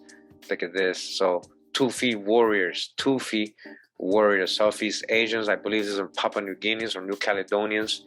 Papua New Guinea, I believe so. Actually more. Yeah, Tufi warriors. Look at that. All right, so-called Negros. And again, they don't show us none of these pictures growing up. They just wanted us to picture Asians in a certain way. But I want you guys from now on, when you picture Asia, picture this. This is Asia. All right, so I just wanted to show this to you guys. It says here the Manila Galleon journey east. And you see from the Philippines, again, another middle passage. This is the Trans-Pacific slave trade. Yeah, and you can see that it was going over to, at times, to California. All right, so I was showing you earlier in Acapulco, a tourist destination today, but it was a slave market, you know, back in the 1500s, 1600s, for all these people in Southeast Asia. It says here the galleon was part of an empire-wide system of royally sponsored navigation routes or runs, carreras, which aimed to regulate trade flows and also protect ships from pirates. In this capacity, the Manila Galleon was sometimes referred to as the Eastern Islands Run, Carrera de las Islas del Poniente. On the way to Mexico, the ships carried bales of Chinese silks and Indian cottons, porcelain, spices, and wax. They returned laden with silver. As a royal route, there were restrictions on the volume of the ship's cargo, known as the permiso. The enforcement of these cargo restrictions, however, was not notoriously slack, and it was common for galleons to carry merchandise worth 4 times the official allowance. Despite the dangers of overloaded Merchants and officials connived to falsify ship registries and embark with as much merchandise as possible on sealed crates, tinajas. One Spaniard threatened before the 1620 voyage to Mexico that he would stab any passenger found opening his crates, even if his name was Christ. Generalized fraud was commonplace throughout the galleon's history. Right here we have some children, more children, in their tribal dress from Indonesia. Indonesia in their tribal dress from Indonesia. You see her, what she looked like? Look at the gear they got on, especially her. Look at her. She's, wow. I mean, just look at the clothing, their styles, the art, the designs on their clothes. Okay. Again, some children from Indonesia. And right here, we have a coolie family in Trinidad and Tobago. Trinidad, a coolie family. So Hindus that were brought over to South America. All right, this is them. This is them in Trinidad. It says a family in the Coolie village, Trinidad. The Coolie village in Trinidad. If you guys know the history, you guys know what I'm talking about. Some more people from New Caledonia. Like I said, you know, and again, these people do not trace back to Africa. Novo Caledonia. All right, Kanakis. Kanakis, these are the indigenous people, the Kanakis. Okay, this is Malayans. These are some Malays, I believe. Yeah, these are from Malaysia. Again, Southeast Asians. This is a more modern picture. This is from the 1900s, I believe. So they still look like that there. This is a young Hindu woman from Bombay, 1865. 1865, a Hindu. These are the slaves that they were bringing, the Moors that they were bringing from Asia. The passage across the Pacific from Manila to Acapulco was extremely long and dangerous. The ships had to navigate against major currents with only the assistance of wind and rowing power. The trip from Manila to Acapulco could take up to 6 months, exposing the ships to endless storms and inclement weather. The Italian traveler Giovanni Gemelli Carreri wrote vividly about his tedious and dreadful voyage in 1696. There was hunger, thirst, sickness, cold, continued watching, and other sufferings, besides the terrible shocks from side to side caused by the furious beating of the waves. To add to the miseries, the ship swarmed with little vermin of sundry colors, so the passengers were never clear of an universal itch. There was nothing to do day after day except keep clear of the currents of water that poured over every inch of the ship. Gemelli may have bitterly complained, but he was a cabin passenger, which meant that he had a place to hide away from the general squalor of the ship. He also had a slave who cooked his food and tended more generally to his comfort. The conditions endured by Gemelli's slave and the rest are almost unimaginable, okay? Unimaginable. Middle passage here, guys, that they never tell us about. Hernando de los Rios Coronel wrote numerous reports over his many years as Attorney General, Procurador General of the Spanish Philippines about the workings of the Manila Galleon, and the transport of slaves was a regular concern. In 1605, he reported of the many offenses to God that took place on board because passengers and sailors regularly took female slaves as their personal companions. He thought it particularly disgraceful that slave owners shared the women among other travelers. 15 years later, Rios Coronel reported once again on this evil, stressing that the presence of female slaves angered God and led to many disasters. All right, see what they're doing to the women. He knew of one official who had taken 15 such slaves, all of whom he had gotten pregnant during the voyage. Oh man, causing generalized outrage among his fellow passengers. The king was incensed. The trafficking of female slaves was an affront to God that required an urgent response. In 1608, he ordered officials in Manila to prevent any female slaves from boarding the ships. Noting that the voyage was long and dangerous, the king also commanded that all female passengers had to be married to ensure their protection. As with other prohibitions, However, the barring of women from the Manila Galleons was wholly ignored, so that approximately 1/4 of the slaves who crossed the Pacific were women. In 1620, the king noted with concern that female slaves were still making the journey across the Pacific, even though it was expressly forbidden. Accordingly, he ordered the judges of the Audiencia of Manila, the High Court, to pay particular care at the time of departure to ensure that such slaves were not hidden on board the ships. The concern with the trans-Pacific trade extended beyond morality. Coronel also reported on the overcrowding of the galleon with the male slaves, who ate all the provisions, stole from the passengers, and generally added to the ship's unsanitary conditions. This is a man from Papua New Guinea. All right, from Papua New Guinea. Again, Southeast Asian, and this person does not trace back to Africa. And again, it's weird because the Khoisan look more Asian than him, right? The Khoisan are lighter than him, and they look way more Asian than him, but they're African. They're one of the oldest Africans. So that's what I'm trying to tell you guys. We got to stop basing what we think of people based only on looks. Yeah, that might, help out in a big way most of the time, but we may be wrong a lot of the time. This is a Hindu man. This is an Indian Hindu, right, who was in the West Indies. And look what he has, dreadlocks. And I noticed that a lot of these Hindus they were bringing had a lot of dreadlocks. Remember, this is from the 1800s. This is way before the whole Rastafari movement. So where did these Rastafaris really get the dreadlock idea from? Even though we know, we've seen the murals in Mexico, we've seen the Mayas, we've seen a lot of these, depicting people with, dreadlocks. All right, so we know that's old.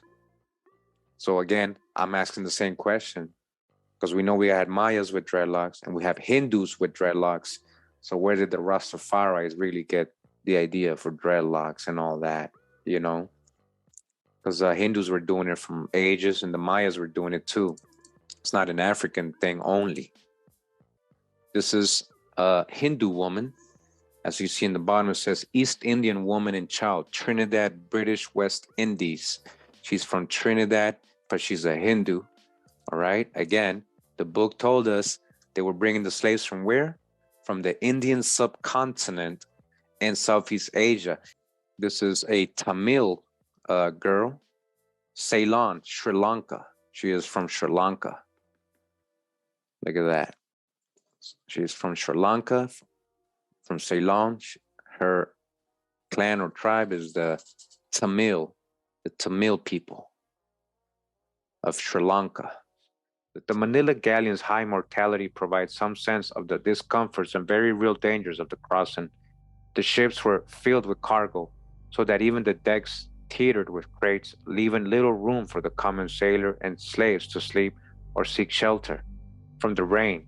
It was said that common sailors were not even given clothes to protect them against the cold during the nights, so there were usually 3 or 4 deaths with each new dawn. You hear what's going on in this middle passage, guys? This ain't no Kunta Kinte story. This is real history. As an example, in 1629, the one ship that sailed experienced a loss of 100 people. 100 people died on the way, and I'm showing you these pictures, guys. These are the people. These are so-called Black Asiatics. Many of their bodies were actually kept on board until they arrived in Acapulco, adding to the ship's insalubrious conditions. The bodies of the dead remained on the ship so that they could be taken to sanctified ground for proper burial as dictated by custom. The parish in Acapulco even had set price scale for burials at arrival, 10 pesos for Spaniards, 5 for Indians, and 1 for slaves. After months at sea, the ships first sighted land off the coast of California, where they traded with local peoples for fresh food, all right? Where? Cali. Where they bringing these people first? Cali. They traded with local peoples for fresh food to combat the scurvy and betty that often ravaged the passengers.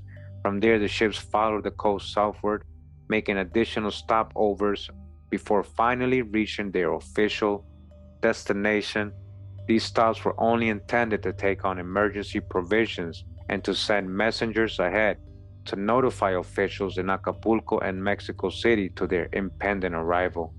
News of the galleon caused great excitement in Mexico City. A contemporary reported that the announcement on February 21st, 1650, was celebrated with cathedral bell tolls, and again on March 2nd when the ship was sighted from Acapulco. However, brief, the coastal stops provided opportunities for some illegal unloading of goods, which further suggests that the volume of the slave trade was higher than what was noted in the official registries. Guys, I'm going to read that again because they try to, sugarcoat this. They're telling you right here they couldn't keep track. They stopped everywhere along the coast to do illegal unloading, right, of slaves, which further suggests again that the volume of the slave trade was higher than what was noted in the official registries and that was told to us in our elementary schools and what was told to us in our education system. It was a lot higher. Okay, guys? I have her. She's a Malaysian. We're brothers and sisters. But yeah, she's a Malaysian. Southeast Asia. This is another Tamil woman. I didn't colorize this one. It was already colorized. Tamil woman from Sri Lanka. All right. Again, this is the original people in these areas. And we have a statue of Buddha from Thailand here. A statue of Buddha from Thailand. As you can see, the hair from Thailand, 800 AD. And honestly, some of these look like the Dinka people in Africa. So where do they really originate? A lot of the tribes in Africa, again, don't originate in Africa. They're coming from Asia. They come in from the Middle East, so-called, Arabia, all these other places. A lot of them coming from Europe. Some of them coming from America, ancient America. A lot of their stories speak of it, of their migration, their past, and how they got to where they are today. Just go do the research. This is a portrait of a Bayadir Devadasi temple dancer from 1857. Again, she's a Hindu. This is from India. This is a Hindu. The Indian subcontinent, that's what the book told us. They were bringing these so-called Asian slaves. The Indian subcontinent and Southeast Asia, not China. All right? This is what a Southeast Asian or Indian subcontinent person or woman looked like, especially back in the 1500s, 1600s. Remember, these pictures are from the 1800s because that's when camera was invented. Now imagine 200-300 years before that, before people started, or the ethnic cleansing began. Got some more here, Black Buddha and the Israelite Buddhists. It says, in this article, we will identify the Buddha and early Buddhists as descendants of the Hebrew Israelites. Uh-oh. Is that a future video? Who's the Buddha? Who's Quetzalcoatl? Who's Gautama? Who's Gautama Buddha? Who's Guatemala?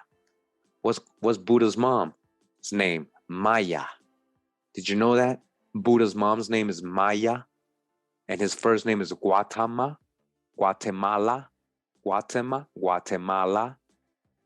This is a Nagpur in India, a Hindu woman, a Samoan woman. All right, Samoan woman. The correspondence related to the death of hundreds of passengers on the voyage to Mexico in 1620 sheds light on how the illegal boarding of slaves in Manila took place. That year, the Viceroy of Mexico reported to the king that 330 people on board the San Nicolas had perished and suggested that the loss was due to inadequate mannings and inexperienced crew members. All right, over 300 people, all right, died in this middle passage. We're talking about so-called Negro people too, but nobody remembers these people. The crown was understandably concerned and wrote to the governor of the Philippines asking for an explanation. In his response, Governor Alonso Fajardo de Tensa gave a revealing account of the people who had boarded the Manila Galleon. He said there had been no irregularities. The San Nicolas had sailed with the accustomed number of officers and the usual seamen and gunners, and many more Indians from this country as common seamen. In addition, there had been some slaves belonging to officers and the passengers who were allowed to take them for their service. Governor Fajardo provided this crew and passenger information to dismiss the gravity of the loss of life. In his words, it was clear that as the passengers are usually kept down to as small a number as possible, then those who died were not Spaniards. The people who died had to have been blacks and slaves who were hidden after embarkation by those who took them aboard, with an eye to saving the cost of the duties they owe. He had registered some slaves belonging to officers and passengers with proper licenses, but suggested that many more had stowed away. Fajardo's explanation amounted to an admission that the total number of slaves who regularly boarded the ships superseded the official registrations. There was actually more people, more slaves than they actually wrote down, guys, and that they thus traveled without licenses. The governor was responsible for the proper functioning of the Manila Galleon, including its provisions, so Fajardo had to dodge culpability by claiming that those who died from hunger and sickness were not supported to have boarded in the first place. It was a callous explanation, but one that testifies quite frankly to the dangers faced by the slaves who made the crossing. All right, so I think I'm gonna end it right there, guys. I hope you guys understand why I'm doing this series, so you guys can understand. Yeah, nobody's saying that slavery wasn't real. What I'm trying to show you is that the narratives that they told us are not all correct. They purposely switched the stories up, and they made everybody into Africans. Now, I've shown you 3 different sources for slaves. These are historic things you can verify. As you guys can see, we've actually covered all the years that, slavery was actually going on in the American colonies. So I'm going to ask you again, what Africans?